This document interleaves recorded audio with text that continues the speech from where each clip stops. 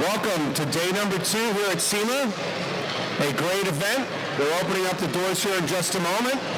It's 9 o'clock West Coast time. I am joined by the 3-time Top Fuel champion, Antron Brown. There you go. The doors are open. Is that what that sound is? Yeah, that's what the sound's about. That's crazy. That's craziness. Day 2 of SEMA. It's a big show. You've been doing stuff for Don Schumacher, for Toyota. You've got to be a busy guy. You got to be exhausted. I tell you what, I am not a marathon runner, okay? I do things in short spurts. That's why I drag race. That's why I'm in NHRA. And I feel like I've been circle tracking these last 2 days. And my legs, I tell you what, I'm doing some endurance lifts, man, but this show is crazy. It's off the hook, off the chain. They got so many things going on, man. It's incredible to be here and see all these things. Well, the best part about our booth this year is that your Top Fuel car is right to our left. When you look at that bad boy and you go, I drive that thing. How cool is that, Antron? I know. I look at it, and that's the real deal Holyfield right there. That's what we raced this last weekend. I think we could put nitro in it and fire that thing up. I think that's what we need to do, but I'll tell you what, I look at that every day, and I look at that car, I'm like, I drive that. I really drive that. And that gets me tingling. I was thinking about that Jersey kid back from Englishtown in the ACO days. The ACO days on Wednesday nights, brother. Wednesday nights. I remember you up in the tower announcing, talking. I'm just like, where those days go at, man? But it just feels so real that I'm out here doing this. Well, for you, July 12, 1986, to blow over at Englishtown. Yes. That was kind of the thing that got it all started. Big Daddy Don Garlitz, he loves you, you love him. I think he's actually in the house this weekend at SEMA. We'll see if we get him up here sometime. But the fact that you've won 3 championships, how many races, Pro Stock Bike and Top Fuel combined? Over 60, right? Yeah, around 66 or 67, somewhere around there. 50 Top Fuel wins? Yeah, 50 Top Fuel wins and 16 bike wins, so it's 66. That's an amazing number. Man, you are one step away from being the Super Gas Supercomp driver at ACO every weekend. Yes. But with the help of Troy Vincent, who put you on that motorcycle, and really Dave Schultz. Most people don't remember the fact that Dave Schultz was your first mentor in drag racing. Yeah, Dave Schultz was very instrumental, and he taught me about how all the small things adds up to the big things. It's not the big gains. It's all the details. A lot of people know nothing. A lot of people always think this or that. If you focus on every detail and aspect of your race vehicle and make it work to its best, where you can squeeze that 98% out that lemon, that's how much better you go than the other person's only squeezing 90%. And that's what Dave did. He did the most with a little bit, and I've carried it through my whole career, and he's always a huge hero to me. One of the greats. We miss him dearly. He's been gone for a long time. Now, one thing about you, we talk about the nitro gene. Your dad, Al Brown. Yeah. Your uncle, Andre Brown, who actually won a race this year. He won the Dutch Classic. He won the Dutch at Maple Grove. Top dragster. The funny part, we always joke and crack jokes on him, but my uncle, when I was growing up as a kid, we always had a practice tree. He was always spot on. If you beat him, you did something. He always did it up. Now, consistency when he gets to the racetrack, because he gets antsy and wants to take off, and he always red lighted. Because he always wanted to be on time. But when he got into his groove, he's hard to beat. He could be anybody, and he shows it. Every year, he always wins some kind of race or some big race, or he'll go to a divisional, win a divisional. You're like, Andre Brown is in that divisional, because it all came together, and that's what I grew up around. Just a whole family being so competitive, from my dad to my uncle to my older brother to my cousin Andrea. We all had that gene. We got in there, we hit that tree in office. Bitch racing friends that come over, they all came over, they always talk racing but never went racing. Well, and then it translates to your sons. Your daughter raced junior. Yes. She's kind of got away from that a little bit, but your 2 sons, they're into it big time. You got quite the serious setup there back in Indianapolis. Yeah, I do. People crack jokes. They say I'm the Don Schumacher of junior drag. That's how I want to be. That's too much. But all my kids love racing, and the coolest part I love about being an NHRA Marietta racer, what my kids do in the junior dragsters, is that they learn those life lessons that you could tell them about, but until they go through it, they don't understand it. Like I tell them, the work you put in Monday through Thursday is what shows up Friday, Saturday, and Sunday. You just can't show up and think you're going to win. But if you put that work in, and my son Anson saw that firsthand, and my daughter has, and my younger son Adler has too, well now they're able to take that and apply it to everything they do in life, from sports to school, everything. Well, you got the truck, you got the trailer, you got the place to put it in, but when do we see the first, like, super comp type race car in the Brown family? We're working on it right now. We're working on it. And I'll give you a little inside scoop. Billy Torrance has got his own deal where they're actually building the same version of undercover dragsters, which they build some incredible dragsters, and they build them over at NLR. And he's got 6 chassis, and I got my name on one of them. We're going to get one of those in the body, and over the years we're going to start putting it together. So when my son Anson's ready, we're going to pop him in the car when he's once he ages out like 18, we'll take him to a track testing too to get his feet wet.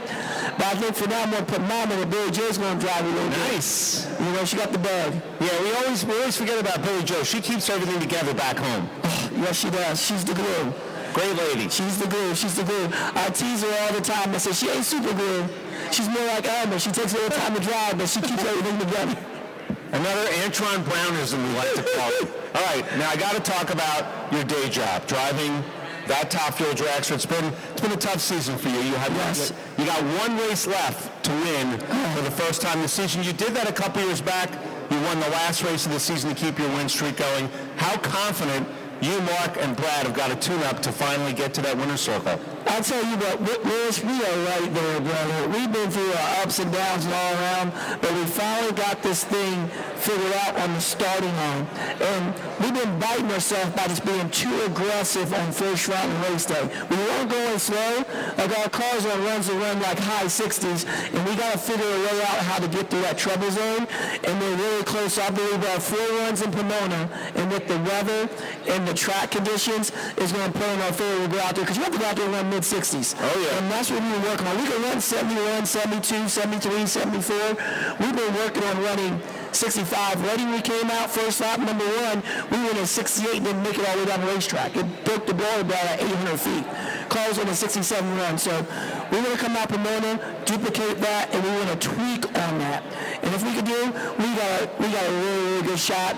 And my driving is still there, brother, so trust me. Trust me. Your driving is never in question. Trust me. So I'm right there, and we're just going to get this thing turned around. I think we're going to be right where we need to be. And then next year, we've got some things that we're working on that hopefully, if everything pans out that way, there'll be some good things coming around the pike on the performance side. That sounds good. Now, handicapping the field, you've been there. You know the pressure. Oh, yeah. You had to watch the first championship. You lost first round. You had to wait till the final round, every round. Tony Schumacher. Yeah. And eventually, the final round, Brandon Bernstein dropped the bomb. Took him. He cracked him on the tree. Yes, he did. And won on a whole shot. To give you a championship, you watched from the starting line. You were not in control. You know the pressure. What's the pressure like for Steve Torrance, Brittany Force, Doug Coletta? I tell you right now, all 4 of them, and even Billy Torrance, he's got a shot. Yep, he does. He's got a shot, because, I mean, points and a half, you know what I mean? Because, look, Steve-O and Doug lost first round, the first race of the year. They were going, even in St. Louis they did it, right? So the thing about it is that all of them can't sleep right now. I'm being completely honest with you. Anybody tells you, oh, yeah, I'm good to go. Yeah, man, I'm ready for this race. They wish they could be racing right now. Like, as soon as Vegas got over it, they wish that Monday they could race Pomona. Get on the 15. Yes. Go to the 10. That's it. Get off. Get off. Let's race. Let's do it. But you know what I mean? Because the most thing about it is, and that's the crazy part, when you go from Vegas to Pomona, you're not ready to get off. Yeah. So you're at home. You can say, well, I'm going to go out and do this. I really don't want to do that. I want to, like your mind, you can go to other places, but your mind is constantly on the task at hand. And that's winning this championship is going to come down to one race. Pretty much, Brittany and Steve-O is round and round. Whoever goes the next round is going to win. If they lose the same round, Steve's in control. Now, Steve's in control, but what do you think of those bonus points? Bonus points are doubled up.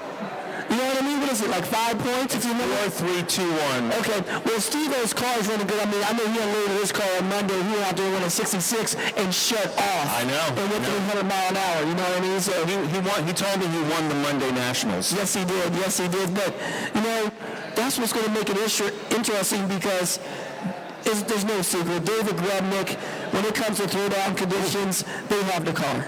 When you saw that 328, you might have been in your car, you might have been at the end of the racetrack, you might have been back in the pits. When you heard that 338, I mean, yeah, did that blow your mind? Yeah, I mean, in a drag show, we normally don't do it because we'll peel out. For him to keep going and doing that, he's got all of it, and his engine didn't expire. Before, they've been having problems blowing up at the traps. Well, obviously, he didn't blow up to the traps that one. That thing made it on all 8. And but that tells you where our sport is and where we need to be and where we got to go, and that's what we have to work on as a team, and that's where we need to get back to be at that level. And we're making all the necessary moves to make that happen. And I'll tell you what, this field, I ran a 72, Lewis. A 72, and that put me number 11. I know, brutal. Isn't that crazy? And Pomona's a little bit downhill. It could be cool. Yeah, and then we didn't make our good run on Friday night, and we missed it on the other run, too, because we broke a blower belt, but we should have ran like a 68 where our car was on a 1 run, but that's what we got to do. We got to run the 60s, and no more talking about like 68, 67. You got to run 65 to 63. And if you get yourself there, then you got a shot. That's exciting. I love it. I'm ready to go right now. I'm ready to just go to work and make it happen. I want to end the year on a good note, and I'm going to mess it up for somebody. Yeah, you could do that. I'm going to mess it up. I hate to say it, but I mean, I don't know who it is, but we're going to race hard, and we're going to try to bring that rally home. That's what we do every race. We race to win. So, long-term goals for Antron Brown. Now, most people can't see this, but I know Antron really well. The only way you can tell how old he is when he lets his little beard grow. He doesn't really grow a beard. No. So a little white there in the chin. When the stubble comes in, you know what I mean?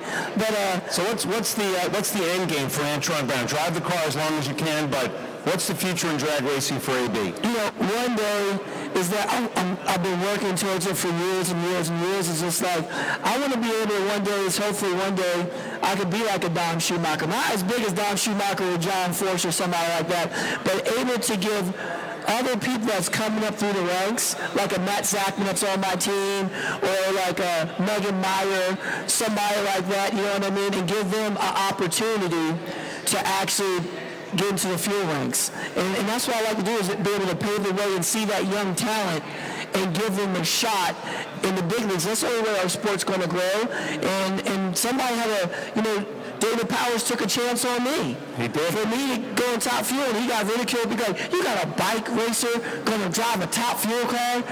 How's he going to handle with some speed like that? I mean, he got ridiculed from a lot of people.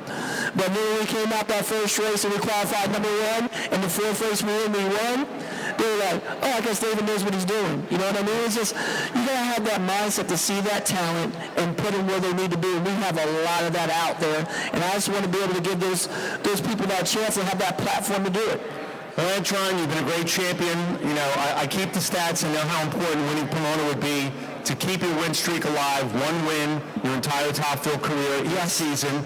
But you're a great ambassador for the sport, and you are from the great state of New Jersey, which obviously the two of us really love. And Al Brown, Andre, your whole family, Grandma, you're part of the fabric of drag racing. We really appreciate it. Thanks for coming up, and enjoy the rest of SEMA. Lewis, thank you for having me on. It's always a pleasure being with my New Jersey native, and you are definitely a tribute to the sport also, my friend. Thank you. You are the man of the man. Let me tell you something. When it comes down to NHRA drag racing, you don't have 1 letter. You have all 4 letters, all the knowledge and wealth that you know. Thank you. I appreciate that. Anytime, brother. More from SEMA coming up. Antron Brown, great way to start the day. Stay tuned on NHRA.com.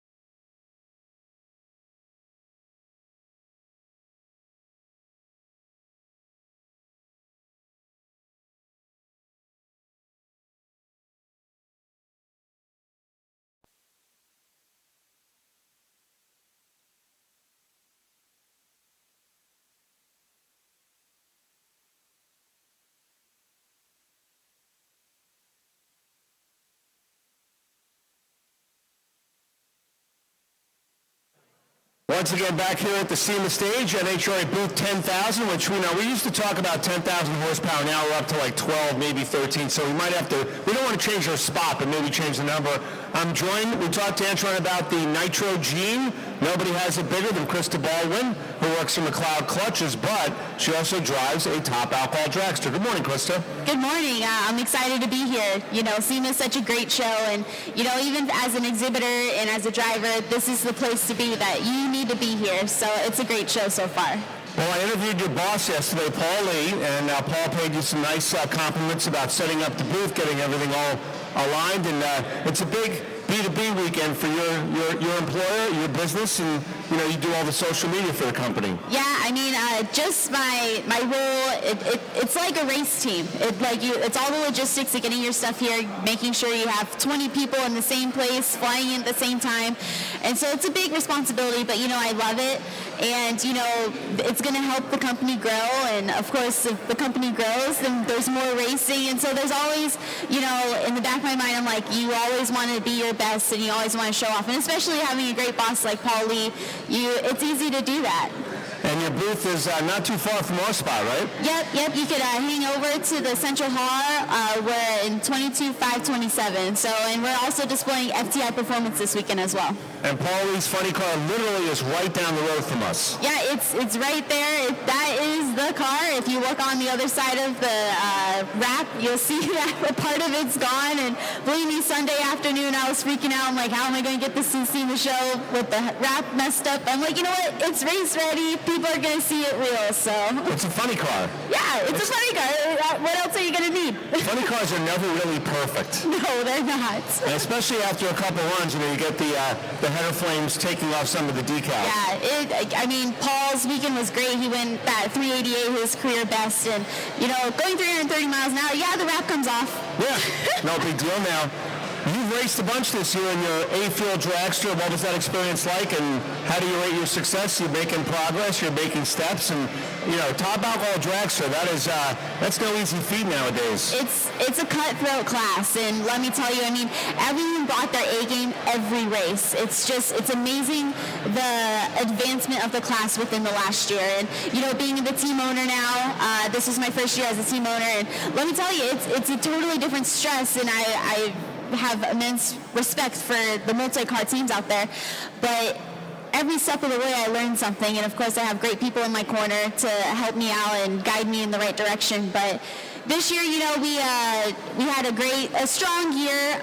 We had a couple of gremlins that we were fighting throughout the middle of the summer, but we came out and we figured it out, and I can't say enough about my team, and they stuck with me through the highs and the lows of the A-Field drag racing world, but I'm really excited for next year. It's a great foundation for 2020. 2020 is going to be, I'm saying it now, it's going to be one of my biggest years, and it's going to be great.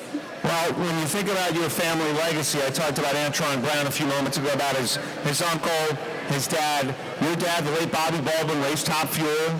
Your grandfather is the Golden Greek, Chris Mercedes. I bet you could spell his last name pretty easily. You know what? It's funny that you say that, because I remember there was a video a few years ago about the drivers trying to spell their last name. Did it. Oh yeah, I'm like, ooh, God, that's not even close. But that video always makes us laugh. But yeah, he's doing great. He just came out here in Vegas, and he's struggling a little bit on a valve train issue, but I think we figured it out in the right direction. And this year it was kind of fun. He's now really accepted me as like an equal in the racing world, and we talk about how to drive the cars, and in St. Louis I actually went out and did the clutch for him, and so I worked on his car, and so it's this year was a great year for building that bond between me and my grandpa, and I'm really thankful for it. And then there's your mom, Paula. I can't forget your mom. Oh God, you can't forget the team mom. I mean, she's a momager through and through, and she always keeps me looking right and make sure I have a smile on my face at the top end, even though I smoke tires at the hip. So she always has the team morale. When you're growing up, your dad has a Top Fuel car. Your grandfather is like a certified drag racing legend, and you're growing up as a kid. Did you ever dream that you would have your own A-Field dragster? You know, it's funny because growing up as a kid, you know, I have the 2 dragsters in my family, and like when I was a little girl, I used to have a certain set of toys in one trailer and a certain set of toys in other, so I would go back and forth on which toys I wanted to play with. But, you know, looking at it now, it was such almost a natural progression, but I'm really proud of where I came from, and I'm excited to see where I'm going. Well, you paid your dues. You actually drove a front motor nostalgia car first. It wasn't like you just said, "Oh, I want an A-field drag, so let's just go get one." You kind of went up the ranks a bit. Yeah, I mean, I had this deal with my family that my grandpa was very adamant. I had to go to school. I had to have a career outside of drag racing. Well, go figure, I have a career in the aftermarket, which is drag racing. But you know, I had to make that monumental step in my own personal life before I can get in the car. And so with that being said, the Freiburger dragster was wild. I mean, I used to have these like 3 feet wheel stands off the starting line. I got some really cool pictures. We weren't really competitive, but I got some really cool pictures on the starting line.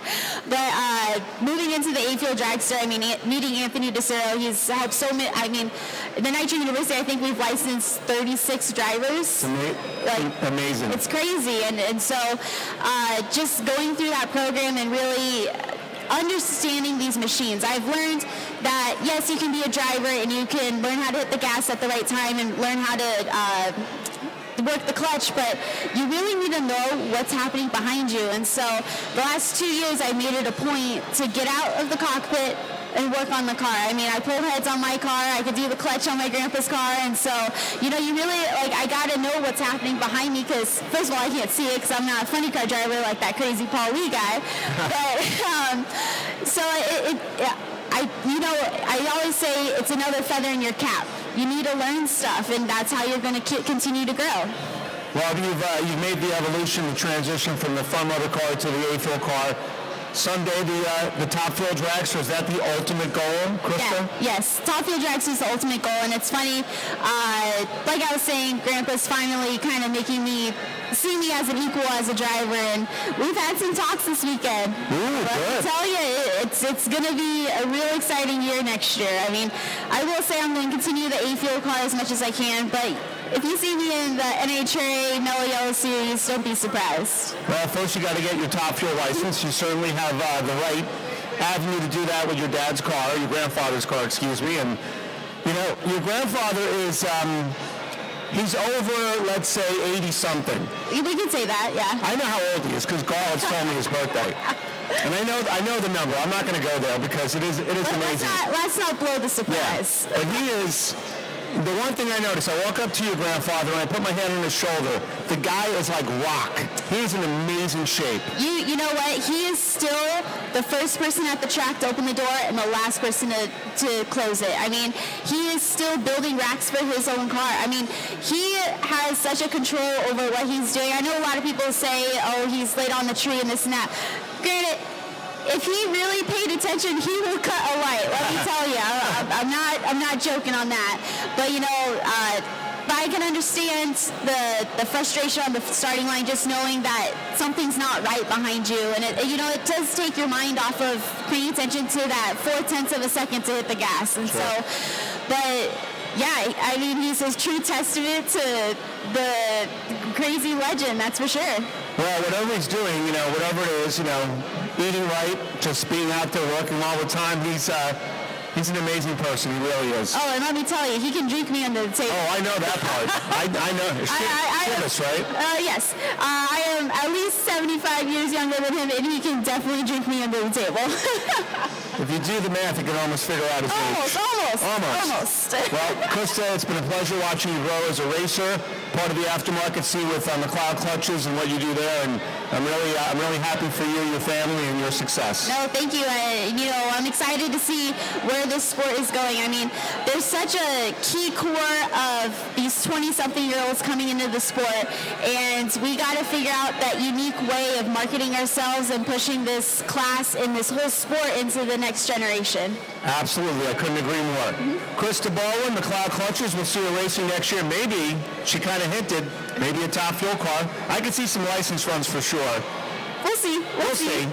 We'll be back from SEMA in just a moment.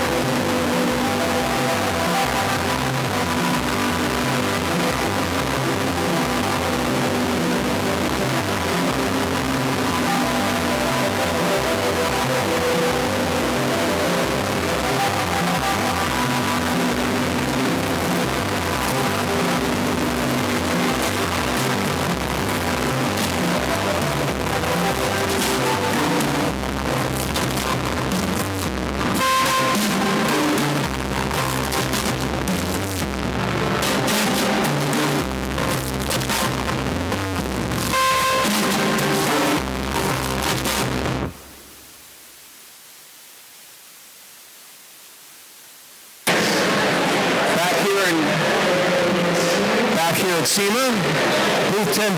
I'm joined by Top Fuel Racer Mike Salinas. Before we get started, Mike, we are having an autograph session as we speak.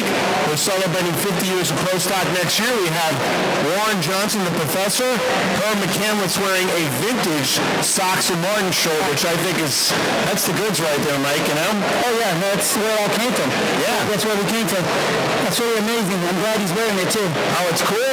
Next to him is Coughlin, then the points leader, Eric Anders, and then the multi-time champion, Greg Anderson. So if you want to get an autograph here at SEMA, come by our booth. The guys and gals were signing autographs. Had a great breakfast this morning.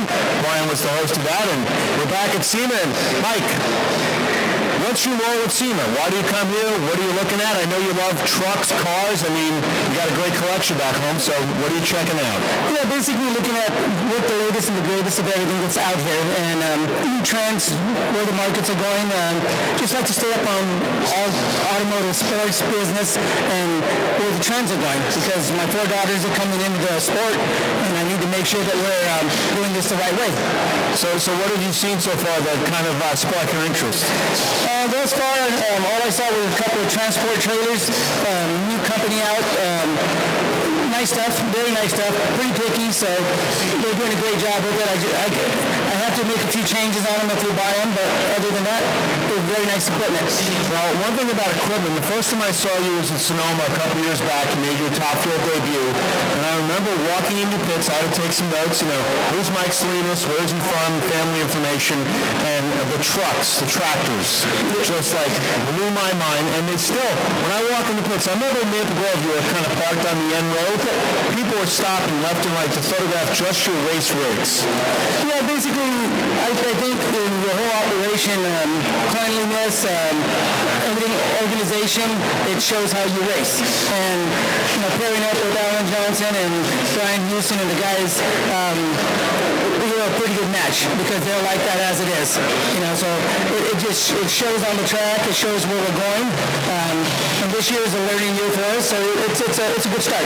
Well, you won twice this year. You won your first race right here in Vegas. So it's got to be special to be in Vegas. You won twice. You've been part of the whole, you've been a player all year. Car gets made some great runs. I think you're learning as a driver, which is really what it's all about.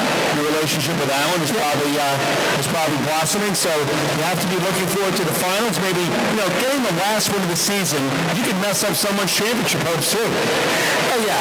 Yeah, basically, this year has been a learning year, and it's been a good experience because driving a fast car is a lot different than driving the car that I drove last year.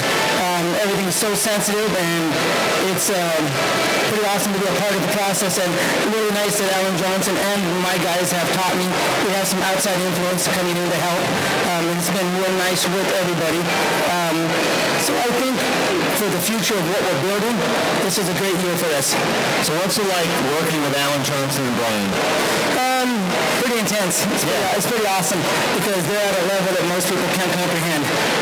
Great guys. When we're at the track, they're all business. When we're off the track, they're still all business. So it's kind of cool. It's kind of cool because they're so serious about what they're doing. And in the past, it shows they have a great record, both of them. And look, they took a big undertaking, taking me under their wing and trying to teach me, almost 60 years old, how to race a car and how to go racing.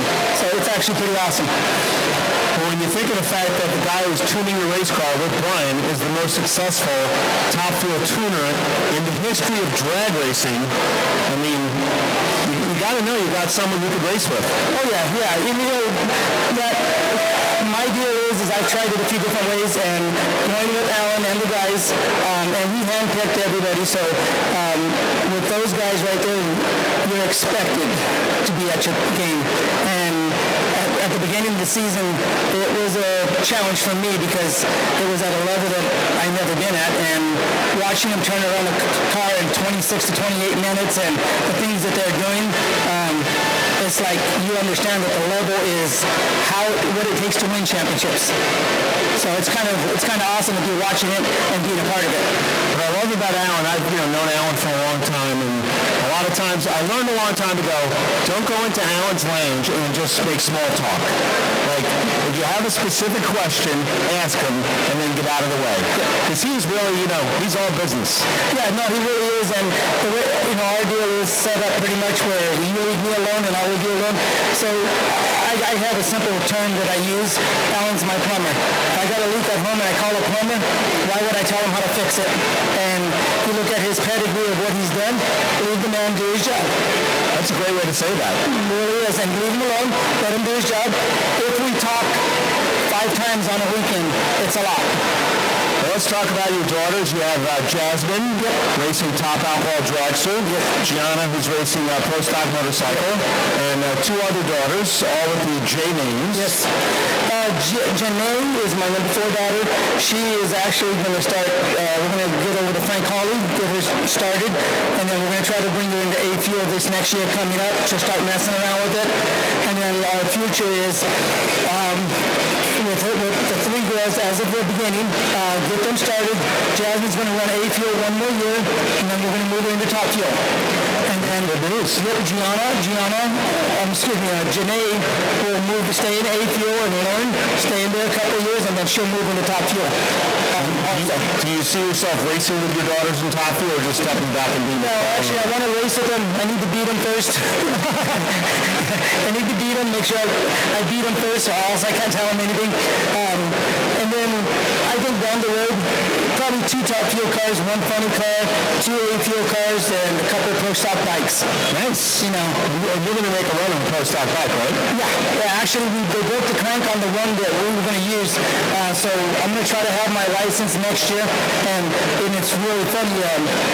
I can't run 2 pro classes. I know. So we need to figure out, we don't want to lose a Top Fuel car, so how are we going to do this? Well, there's a guy named Glenn who kind of runs the company.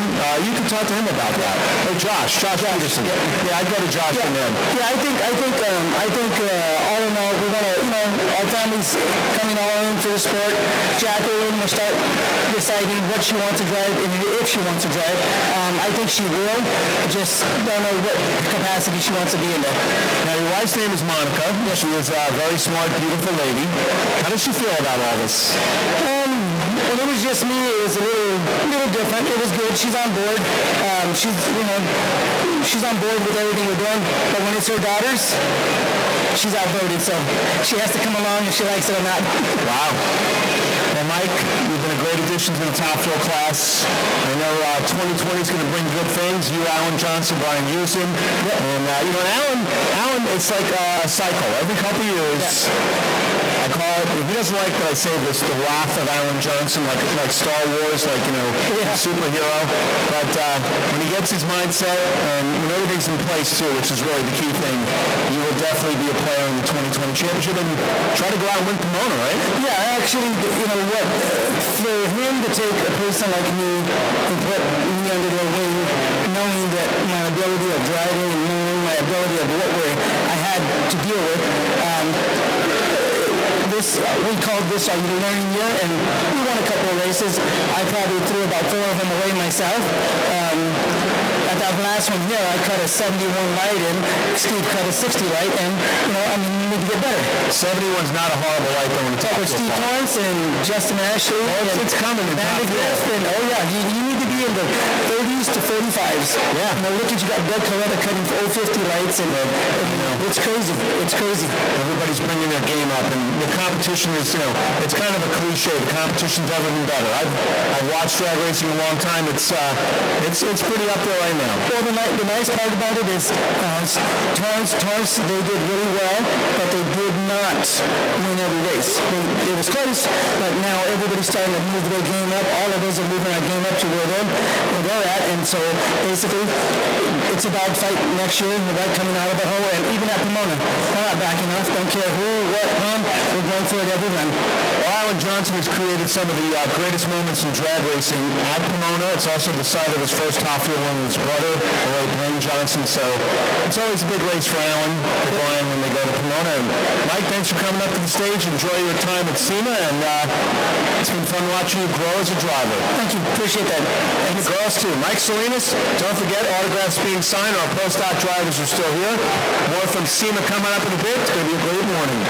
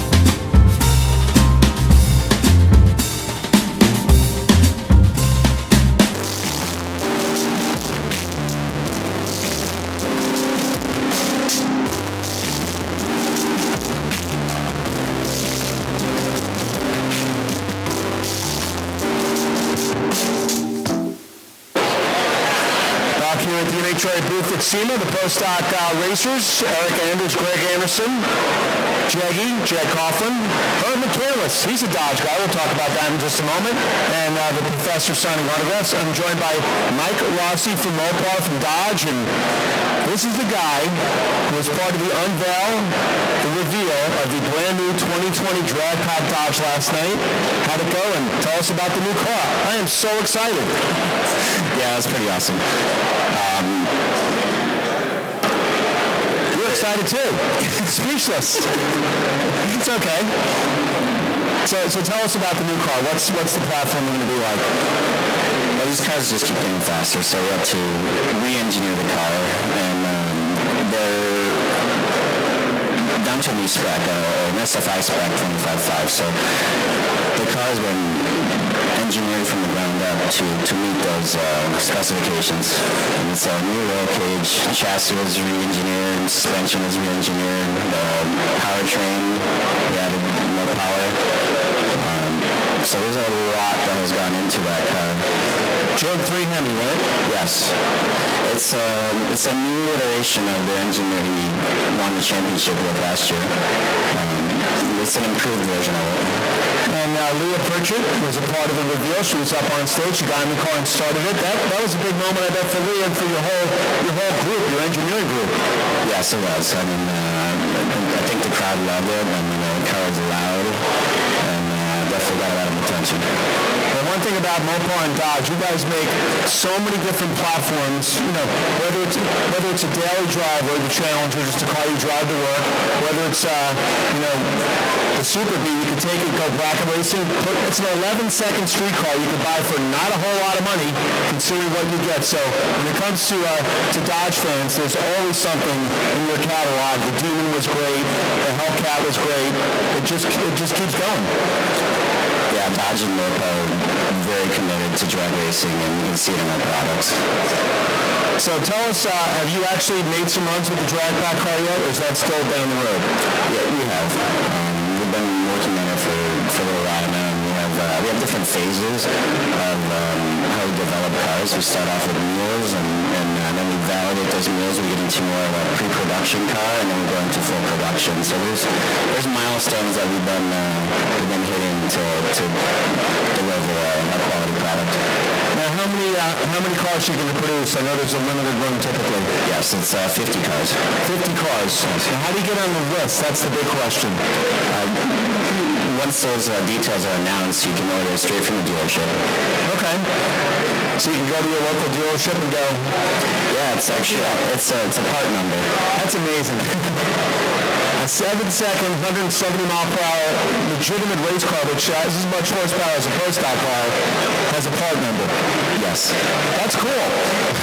Of course, a lot of the components that go into the Dodges, all the drag pack car, the Hellcat, the Demon, you can actually get those components from Mopar out of the catalog to put in your street car.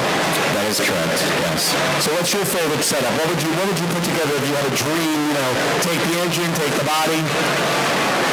Depends what you want to do with it. If you want it to be, a street car that you take to the track versus a full-blown race car, and that's what our factory stock cars are, like full-blown race cars. Oh, absolutely. Derived from our street cars. When you think of the legacy of drag racing and Mopar, Ronnie Sox, 1970, the first pro stock champion, the Henny Cuda, Herm McCandless, raced against Ronnie Sox. He's got the Sox and Martin shirt on. He's sitting right over there. When you see a guy like Herm McCandless still involved in the sport of drag racing, still loving it, it's got to make you feel good about the future of Mopar and Dodge.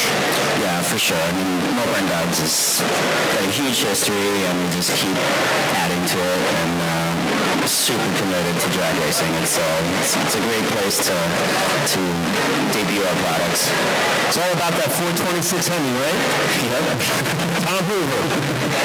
We actually met Tom. Tom came to Denver the 50th anniversary a couple years ago before he passed away. What a nice man. I was like, you're the Hemi guy.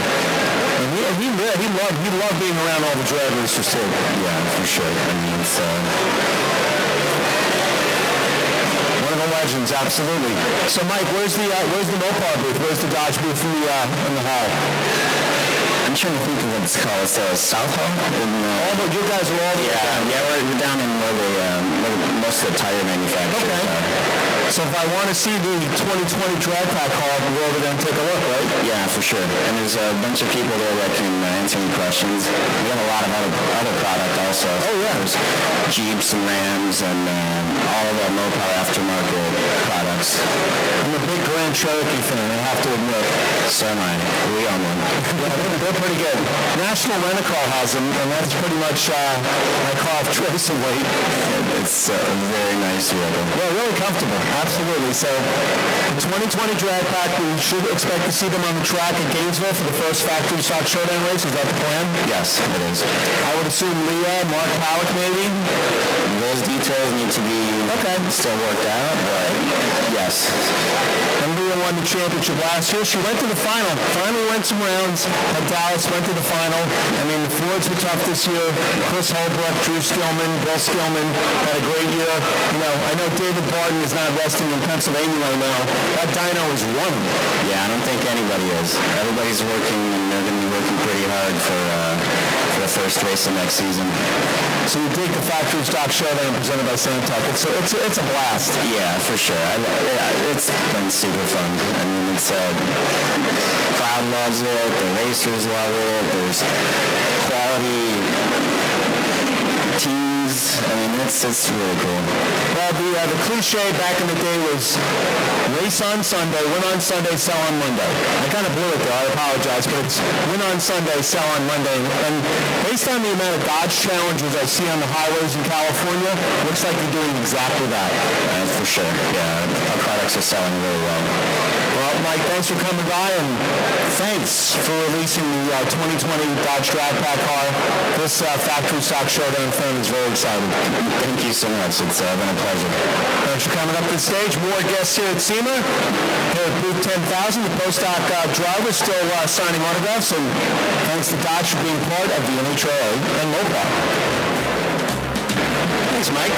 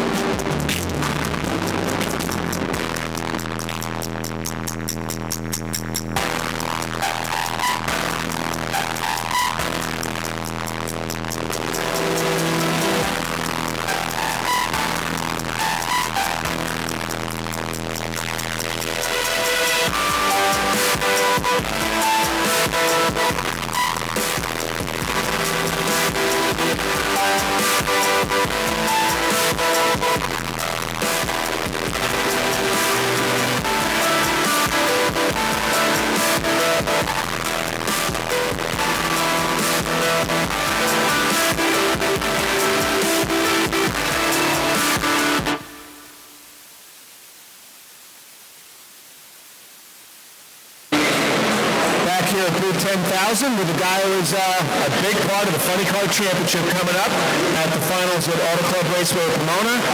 He's won the last 2 races on tour, 2-time champion, one of the quickest and fastest guys in the history of the class, Matt Hagen. Matt, thanks for joining me. Hey, Lewis, it's always good to be on here with you, man, and hanging out every year, kind of come up here and talk a little bit, just to see the show and see the fans, and, you know, it's kind of funny. I've got a cab out over here, and this guy, he's like, you follow drag racing, do you? And I was like, yeah. He's like, yeah, that ain't man. I'm like, yeah. And he's like, oh my God, you know, so I guess, even though I've done this for 10, 11 years now, it still strikes me when people are like, oh my God, you know, so it's really cool, and I still get that all factor back, you know, but I just enjoy being out here, and we've had a great race car in the last couple of weeks, you know, and just really kind of put ourselves back in this shot, you know, coming in Pomona, which, man, I'm hungry. I'm just like, oh yeah, baby, you know what I mean? So, you know, and it's still a long shot, but it's still, you're there, you know, with 50-some points out, and you know, it's not, those cars that are ahead of us are good cars, so they're there for a reason, but anything can happen, and I'm digging, man. I'm hungry. I want to buy it on the tree, you know?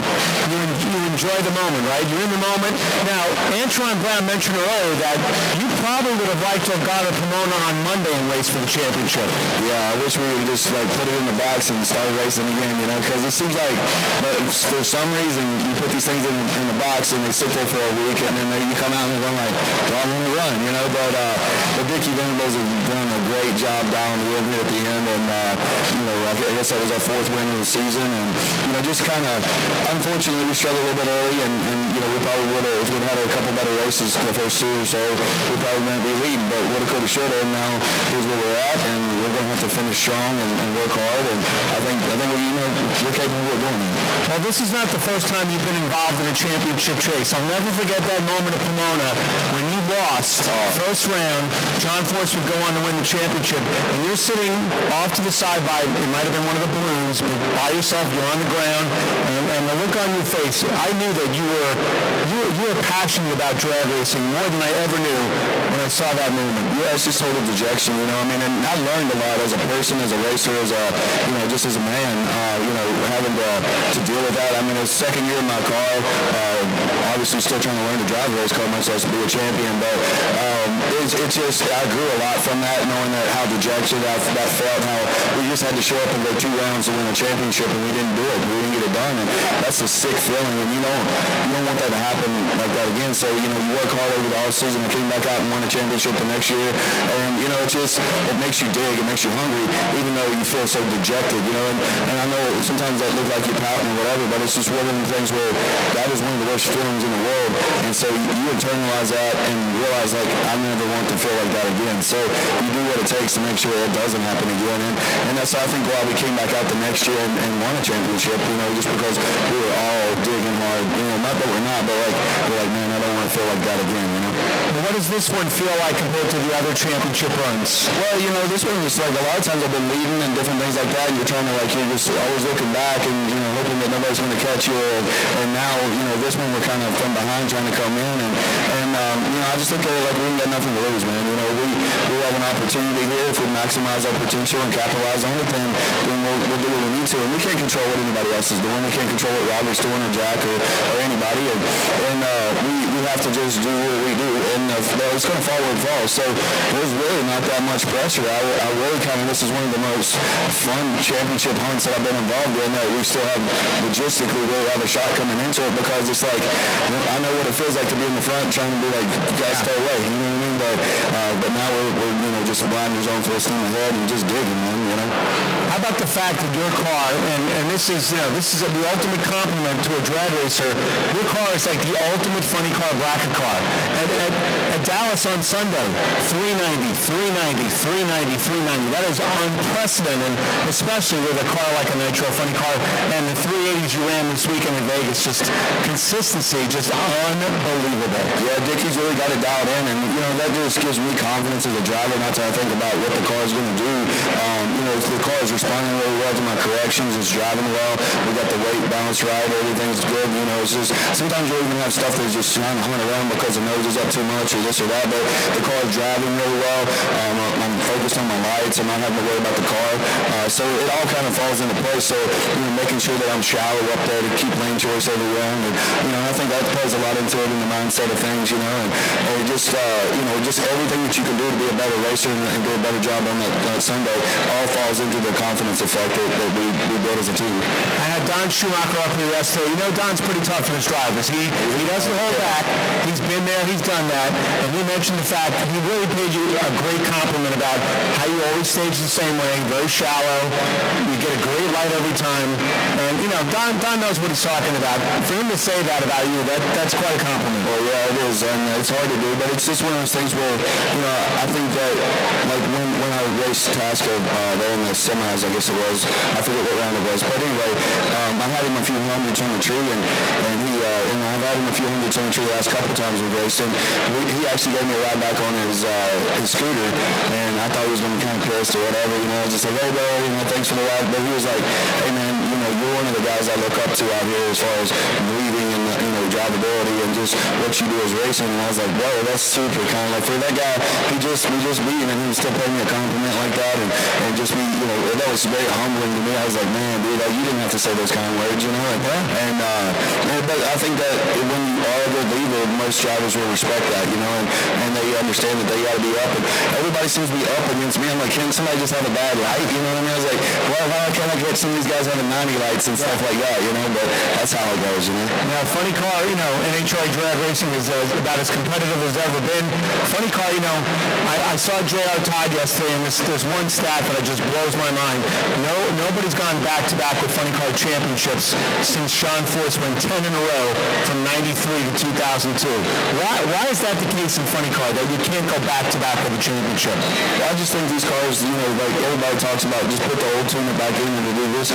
We cycle through so many parts and pieces on the run that you can't ever get the same same stuff. And then there's so many variables, even putting it together, taking it apart, even though a lot of the stuff's the same, it's just not the same. I mean, the batches of clutch discs that we run through and the cylinder head stuff that we run through and the pistons, and everything's just a little different, and every racetrack's a little different, you know, so there's no just putting it back. There's just always evolving and moving forward. So that kind of, you know, in itself is hard, you know, and then you go out to a racetrack and you have, you know, the oil downs, and even though like this weekend was amazing. They did a great job at the racetrack. You know, I got to pull all the NHRA guys aside and was like, thank you for putting on a great show for our fans, you know, and it's one of those things where we got to see a lot of fast side-by-side racing, but a lot of times track conditions, everything, so just so many variables, I think, is why there's not a constant somebody just dominating, and that's because, you know, right now everybody's spending as much money as they can spend, so nobody's really outspending anybody, and then, you know, so it's not like someone's just got so much bigger budget or something like that, you need to run away with it, but and the rules are so tight, you know, you can't do but so much to these things now, so that's why things are so tough, so competitive, and then there's just always variables. Well, one thought, you know, the weather forecast for Pomona, I'm not looking till Wednesday, Thursday of that week, but what would be the ideal weather forecast for Matt Hagen and Dickie Venables? Sure, man, like cloudy, cool, 65 degrees, 70 degrees, and, you know, just lots of glue. Lots of glue. I like that. I like that sound. Now, we got Robert Height. He's number one in the points. Jack Beckman second. You're third. John Force is fourth. How do you assess the competitors you're in the battle with?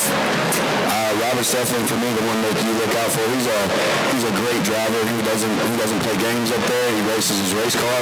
He's confident in himself. He's confident in his drivability. And he's just a good dude, you know. And that's the kind of guys I like to race. You know, like when me and him, it's like who can get back the fastest and who can still pre-stage the fastest. There's no BS up there. It's just like, let's race these things. Let's put it in here. And I love that. That gets me up because I know that he's ready and I'm ready, and we're not up there lollygagging around or trying to mess with lights or do whatever. It's just like, let's put them in here. Let's race them. Yeah, and I love that style, man. I love that come get me attitude. You know what I mean? And it just, you know, what you do with other drivers and different things, and that's that. But at the end of the day, I think that, you know, put your mouthpiece in this racing kind of attitude is what, you know, what he has and what I feel like I have, and I just love racing that guy. Jack Beckman. Beckman's a great leader, man, a good driver. Has won a championship before. Has the capability of winning this one. They got a great race car. The car's running down the racetrack a lot, and they've been low qualifier quite a few times, you know, and you know, Guido's really got that car tuned in, and they're running a 6-disc just like us, and my other teammates are all running 5-disc and stuff, so it's not like, well, we're here to share information now, you know what I mean? So it's kind of like, you know, stay in your corner, I'll stay in mine, but it's just, you know, they got a good car, and it's, you know, they're going to be a tough one too, you know, and Force is always tough, man, like, you know, he's right there behind us, and he's just always tough. I tell you, Force has had the best race car he's had in a long time, and a lot of that's due to what's his crew chief? Brian Karate, Danny Hood. Yeah, Brian Karate and Danny Hood. You know, Brian is just, he blows my mind every weekend, man. You know, you think like, well, this is all there's out there on the track, and he'll go down and throw down, you know, and just to see what he races on race day is pretty incredible, because Force dives it in there pretty hard, you know. He eats up a lot of ET on that scoreboard, so you kind of go like, wow, Force just went 87, but he probably went 85, you know what I mean? So it's just like, it's pretty incredible to see some of that stuff, and just lots of respect for everybody out here doing it, you know. Well, the last question. How can Tommy Johnson and Ron Capps help you win a championship or Jack at Pomona? I mean, they could really be a part of that. They got cars that can win the race and take out maybe Robert or John along the way. Yeah, I think that, you know, that's up to them and their crew chiefs and what they want to do as far as rider and points and stuff. You know, they have their own sponsors they have to take care of. We're all one big family in DSR, but at the end of the day, he's got Napa on his car, I got Mopar on mine. You know, and I know for a fact that, you know, if we're racing, I want to win for Mopar because I'm trying to secure sponsorship for them for the following years. I know Ron is as well with Napa and everything else. And so, you know, you can't just short your sponsors, you know. I mean, it's one of those things where they pay your bills whether you win a championship or not, you know, and it's going to, you know, I hope that they can line up and take some of these cars out, but when you look at it, it is what it is, man. You know, it's just, if it's meant to be, it'll be. And, you know, that's kind of one of those things I learned kind of early on with this drag racing is that if you want something so bad, sometimes you push it away from yourself. You go go up there trying to do something or trying to cut a light or trying to overdrive the car. And sometimes you just got to let it come to you. If it's meant to be, it'll come. Just keep doing you and keep doing what you know how to do and your abilities and capabilities and have confidence in what you're doing and it'll fall into place. And if it doesn't, it doesn't. But when you go up there trying to make something happen or trying to align with somebody to do this or that, it usually doesn't work out. Well, it sounds like you're in the moment. You're mentally prepared for the finals, and it's going to be exciting to watch. Don Schumacher, I'm sure, and the rest of the DSR folks with you and Jack trying to take. It's really JFR versus DSR. It's pretty much what it is, yeah. It comes down to that. Matt, two-time champion, looking to make it 3, and enjoy the rest of SEMA, and thanks for coming up. I really appreciate it. Thank you, guys. Appreciate it. More from NHRA State here at SEMA. Stay tuned. Good job, man. Thanks, brother. And sweaty. Oh,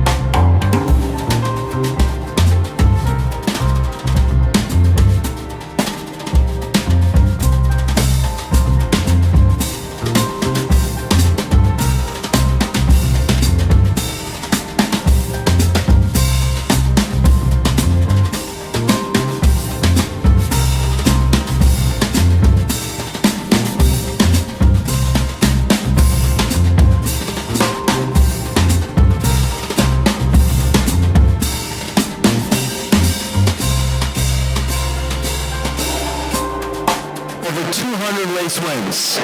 Robert Height, number 1 in the points. John Force, 4th in the points. And guys, it all comes down to Pomona. How excited are you about running for that championship this year, Robert? Very excited. I wish it was this weekend. I wish we didn't have to have a weekend off. Get it going.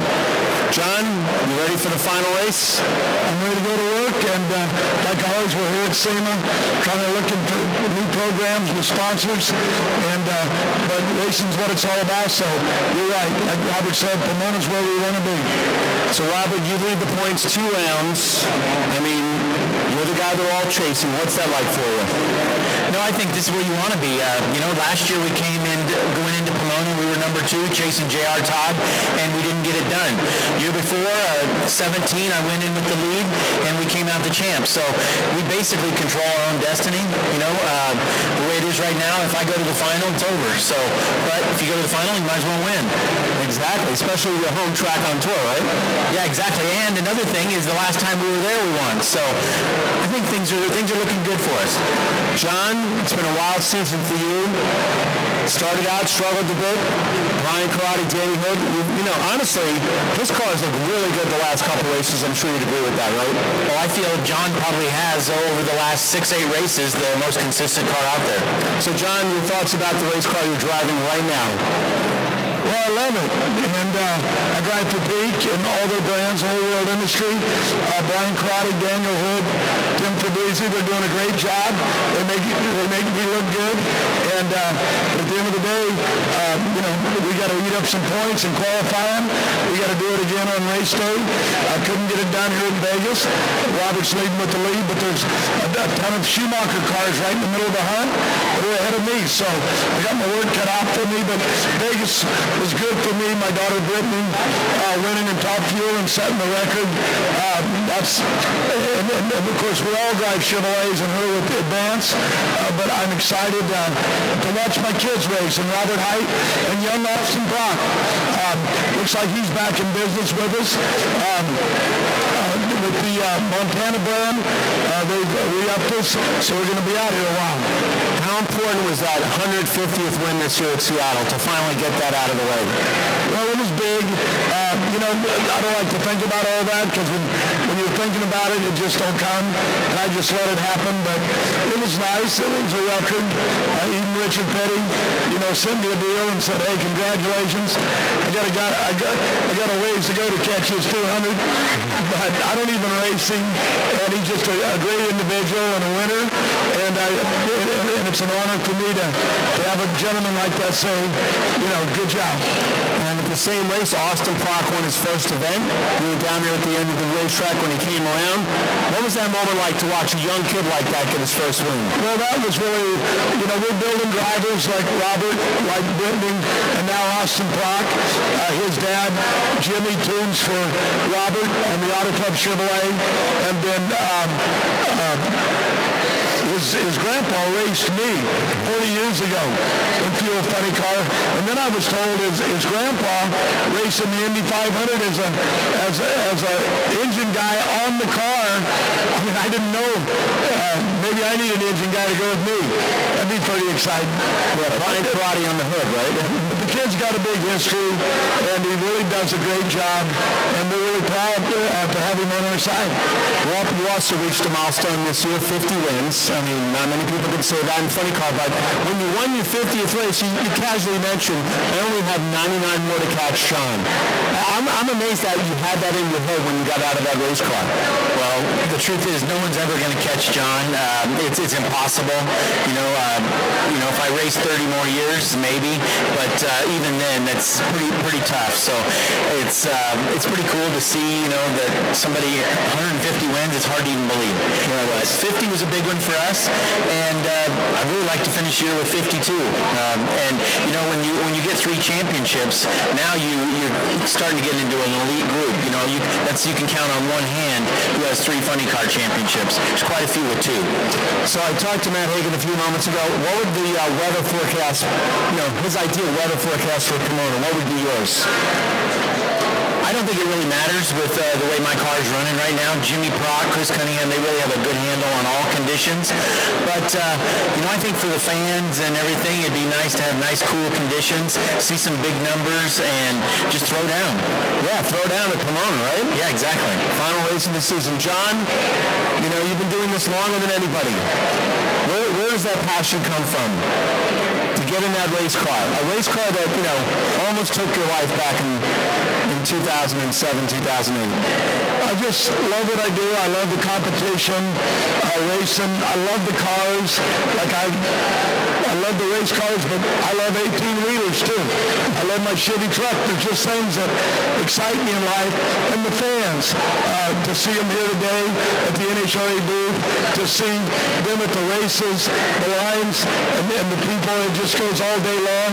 But, when I was a kid in high school in Bell Gardens High, playing football, I couldn't ever win a game, but I wore the helmet and the cheer of the crowd, and it was just what made me tick. And I grew up in a little trailer court, and here I am in the biggest trailer court in the world with all my friends out here, even though sometimes they say they're not, but only friends I got, the ones I race against, and the fans. So it's perfect setting for me. I'm 70 years old. I should have retired at 60. I missed my window, so I guess they're just stuck with me. We're definitely stuck with John Force. Robert, when you look at, Jack Beckman, former champion, Matt Hagen, two-time champion, John, 16-time champion. When you're looking over your shoulder, that's quite a list of drivers coming at you. Your thoughts about that? Yeah, we've got our work cut out for us. There's no doubt about it. But I feel that we have a good handle on the race car, and we've just got to do our job. I hope. I guess, I don't know how it's going to play out. You just never know. But like John said, we need to get in there and really worry about every qualifying run, try to get points, because we can make up a round on some of these guys to where it's an extra round they have to go to get us. So that's really our goal. But the truth is all four of those cars are really running good. So it's going to be tough to get, a lot of points in qualifying. Honestly, back in 2017, you did the great pedal job in the final session to get in. You were on the verge of not qualifying and maybe not winning that championship. Anything can happen. We left Vegas. Things were great. Go to Pomona and qualify 15th. And like you said, had to pedal it. Maybe got lucky. Who knows? But and then you're faced with racing Tim Wilkerson, who's a number 2 qualifier, first round. Didn't sleep at all that night. And I'm sure there's going to be a lot of sleepless nights between now and next Sunday. So John, we're at SEMA. I saw the Chevrolet has a prototype Copa with your name, your signature on the side. It was unveiled a couple nights ago, and it's going to be auctioned off at Ballard Jackson for a good cause. And I have to tell you, that Copa is an awesome-looking race car. What do you think about that special Chevrolet they built for you? Well, I love having my name on anything. But last year, my daughter Courtney had the Copo Camaro, and it went to Bear Jackson's, and it sold for, like $400,000. And Chevrolet gives that money to a charity. We're always thinking ahead and doing good things. So I got to design a Copo. It's an NHRA race car. It's got a parachute on the back of it, but it's a real car throughout. And it's a real fast hot rod, and someone's going to own it, and I hope they race it and don't just put it. Fun part of it. It's so fast. They asked me, do I want to drive it? I said no. Great car. The paint was mostly what I was into. The drivetrain is an NHRA design that Chevrolet builds with a lot of input from NHRA.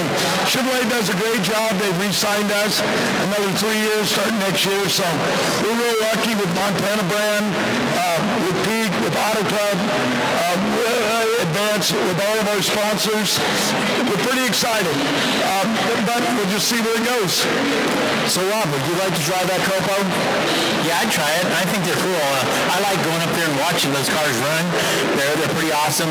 It's amazing that you can go to your local dealer and buy a race car and go race it. And all the brands have that same option. So it's pretty cool. But I'm definitely partial to the Chevys and Camaros. So I have been all my life. Well, you always talk about the next gen. Your daughter, Autumn, has been racing juniors, and she mentioned this weekend, you actually mentioned that she likes pro stock, and I was like, that's pretty cool. So is that something maybe down the road? Who knows? She loves drag racing.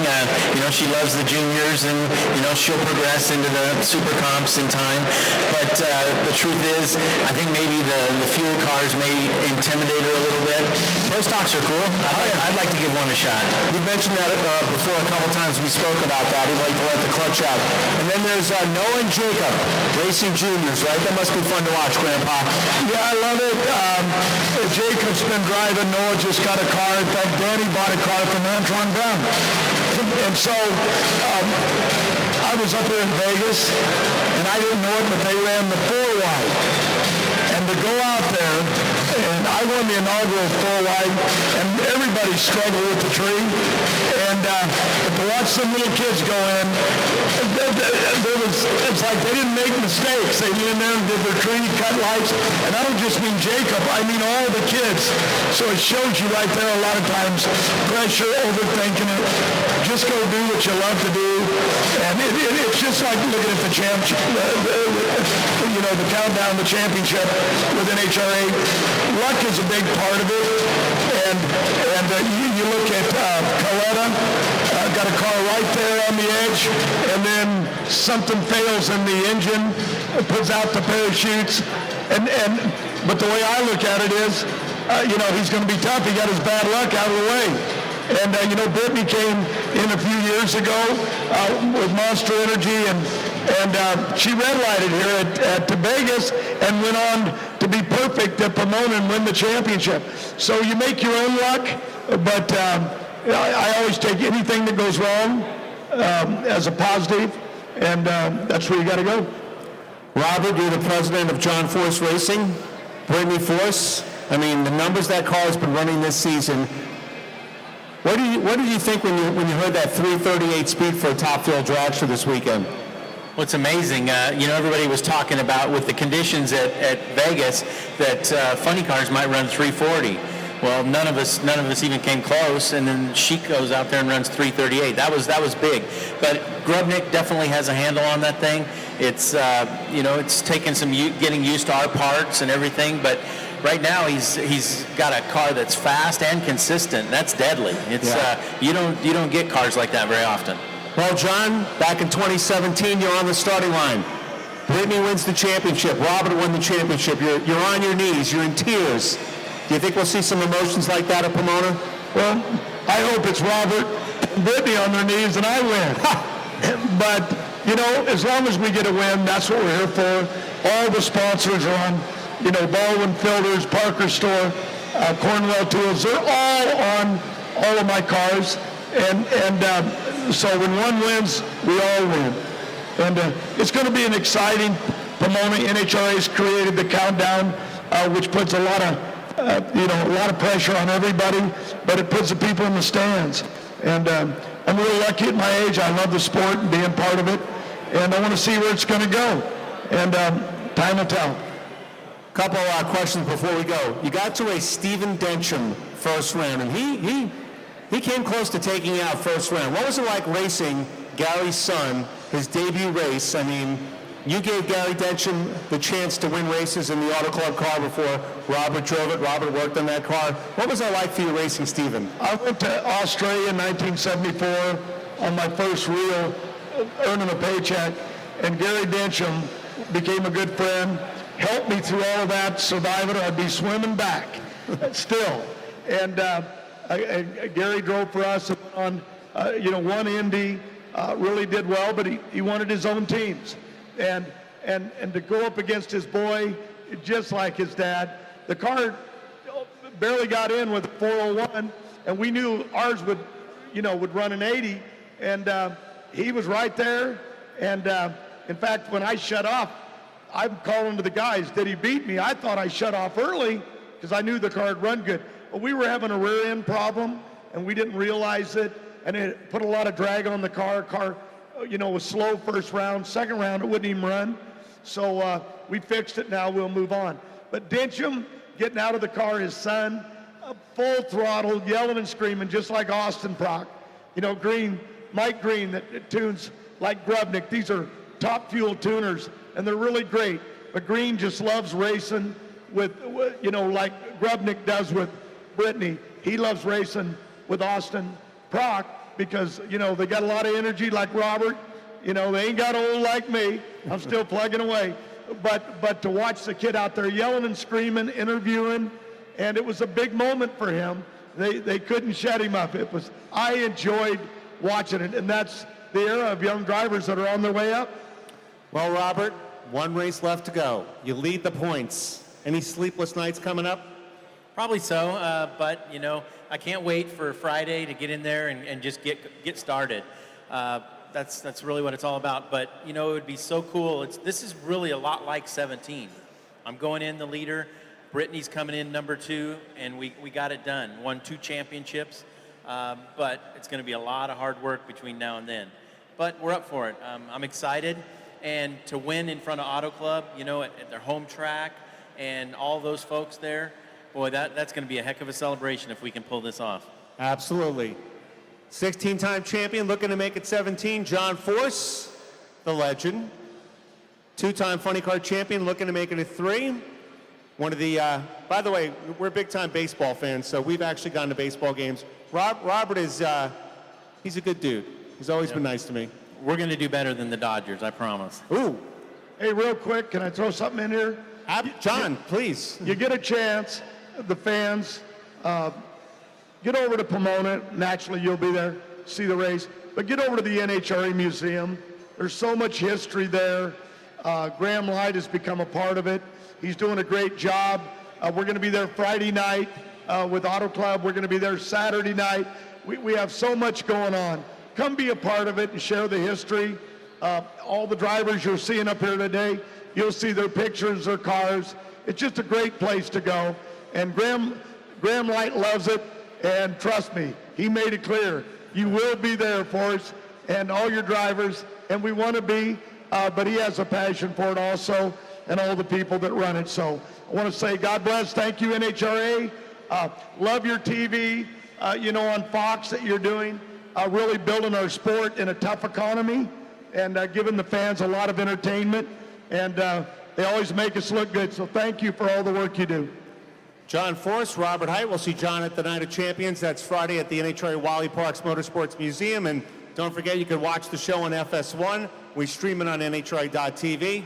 Good luck at the finals, guys. Thanks for coming up. Thanks for having us. Thank you. More from SEMA. Hard to follow this act.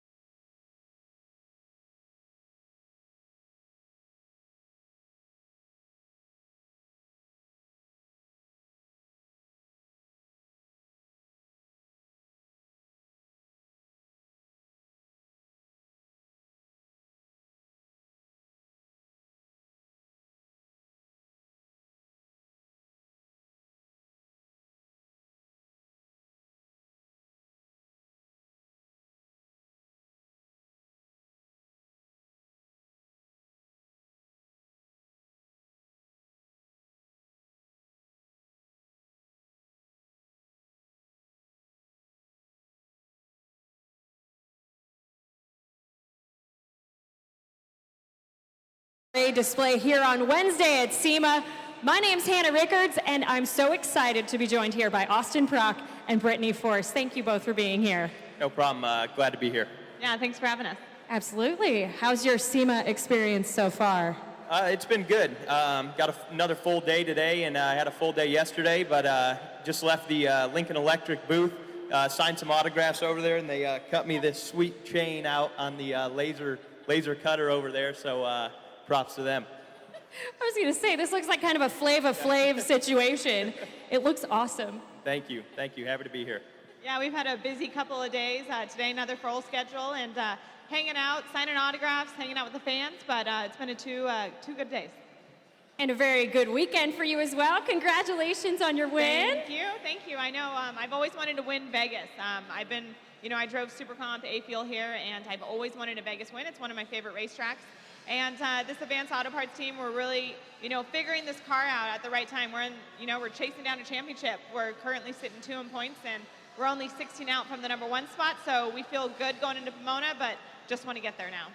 Oh yeah, absolutely. And Austin, you've had an incredible rookie year. What did you expect your first year to be like? Everything that it has been. I've just been having such a blast out here. I can't thank John and Robert enough for giving me an opportunity to live my dream at such a young age, and then to have Frank Teagues and Montana Brand on board. They just signed again, and we're going to get to have some fun again next year with them, which I'm looking forward to, and just proud of just this whole team. Our car's been running so good in this countdown, and haven't had things to fall our way, but looking to get another win in Pomona.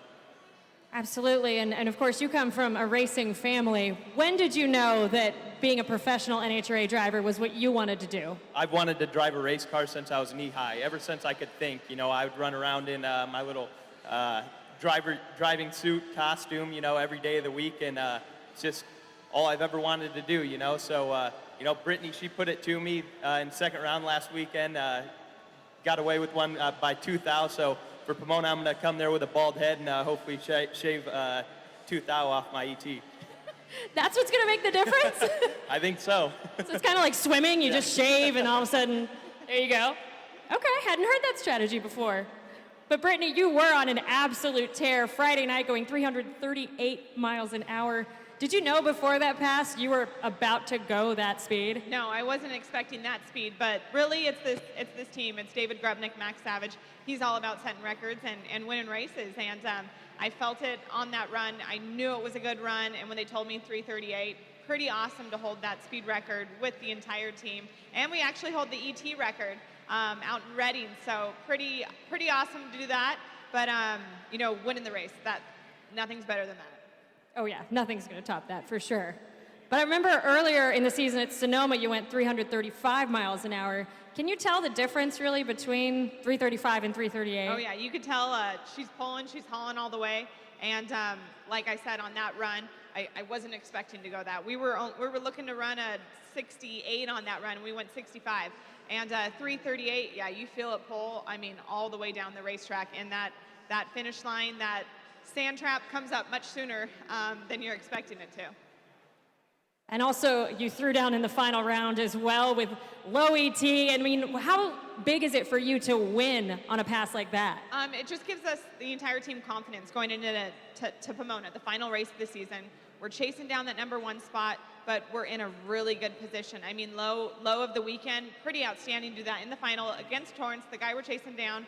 It's giving us confidence going into next weekend.